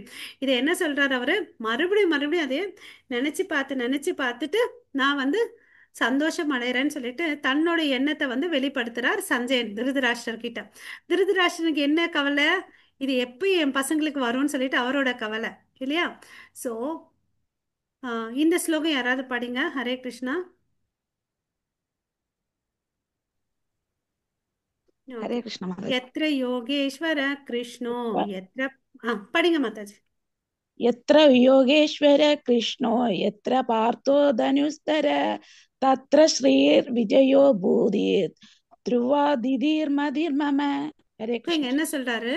எங்கெல்லாம் வந்து எத்திர யோகேஸ்வர கிருஷ்ணோ, யோகங்களில் இறைவனான கிருஷ்ணர், எத்திர பார்த்தோ தனுர்தரா, எங்கெல்லாம் கிருஷ்ணர் இருக்காரோ அவர் கூடயே உ- உன்னத வில்லாளியான அர்ஜுனன் இருக்கிறாரோ, ஓகே, தத்ர ஷீர் விஜயோ புதிர், அங்க ரெண்டு இடத்துல அவங்க ரெண்டு பேர் இருக்கிற இடத்துல என்ன நடக்குது? நிச்சயமாக செல்வமும் வெற்றியும் எப்படி வரும்? தத்ர ஷீர் விஜயோ பூதிர் துருவ நிதிர் மதிர் மம, அதாவது வெற்றி வரும், செல்வம் வரும், அசாதாரணமான வலிமையும் நியாயமும் இருக்கும் என்பது எனது அபிப்பிராயம். இது யார் சொல்றது? சஞ்சயன் வந்து சொல்லிட்டு இருக்கார். எங்கெல்லாம் கிருஷ்ணரும் அர்ஜுனனும் இருக்காங்களோ அங்க இடத்துல என்ன நடக்குது? வெற்றி வரும். அப்புறம் எல்லா விதையான செல்வங்களும் கிடைக்கும். ஏன்னா கிருஷ்ணர் எங்க இருக்காங்களோ அங்கதான் லட்சுமி தாயாரும் அவங்களோட தான் இருப்பாங்க. ஓகேவா? அப்புறம் அசாதாரணமான வலிமையும் நியாயமும் இருக்கும் அப்படின்னு சொல்லிட்டு சஞ்சயன் தன்னோட கருத்தை வந்து சொல்றார். ஓகேங்களா? ஸோ நம்ம இப்போ வந்து என்ன புரிஞ்சுக்கிட்டோம்னு பார்த்தீங்கன்னு வச்சுக்கோங்களேன், இந்த பகவத்கீதை படிக்கிறதுனால நமக்கு பாவ விளைவுகள்ல இருந்து விடுதலை ஆகிறோம். ஓகேங்களா? நம்ம கூட கிருஷ்ணர் இருக்கார். எப்படி இருக்காரு? நாம ரூபத்துல நம்ம நாக்கிலே வந்து நடனமாடுறார். ஓகேவா? ஸோ அந்த நாமஸ்மரத்தை நம்ம கட்டியா பிடிச்சிட்டு, ஓகேங்களா? ஸோ நம்ம டெய்லி வந்து சாண்டிங் பண்ணலாம். இப்போ உங்களால காலையில முடியல, ஒரு டைம் ஒதுக்கோங்க. மார்னிங் ஈவினிங் ஏதாவது ஒரு ஃபிக்ஸட் டைம் வச்சுட்டு சாண்டிங் பண்ணலாம். ஓகேங்களா? அப்போ என்ன ஆகுது? உன்னதமான நித்தியமான இடத்துக்கு போறதுக்கு வந்து நம்ம ஆயத்தப்படுத்திக்கிறோம். அதுக்கு யார் வேணும்? குரு மூலமா. இங்க எப்படி வந்து அர்ஜுனன் வந்து கிருஷ்ணர் கிட்ட சரணாகதி அடைஞ்சார். இந்த நடுவுல ஸ்லோகத்துல பார்த்தோம். இது எல்லாத்தையும் உனக்கு சொல்லிட்டேன்ப்பா, உன்னோட விருப்பம், உனக்கு எதை பிடிக்குதோ நீ உனக்கு விரும்பியதை நீ செய்யின்னு சொன்னார். ஆப்ஷன் கொடுத்துட்டார், வற்புறுத்தல இல்லையா?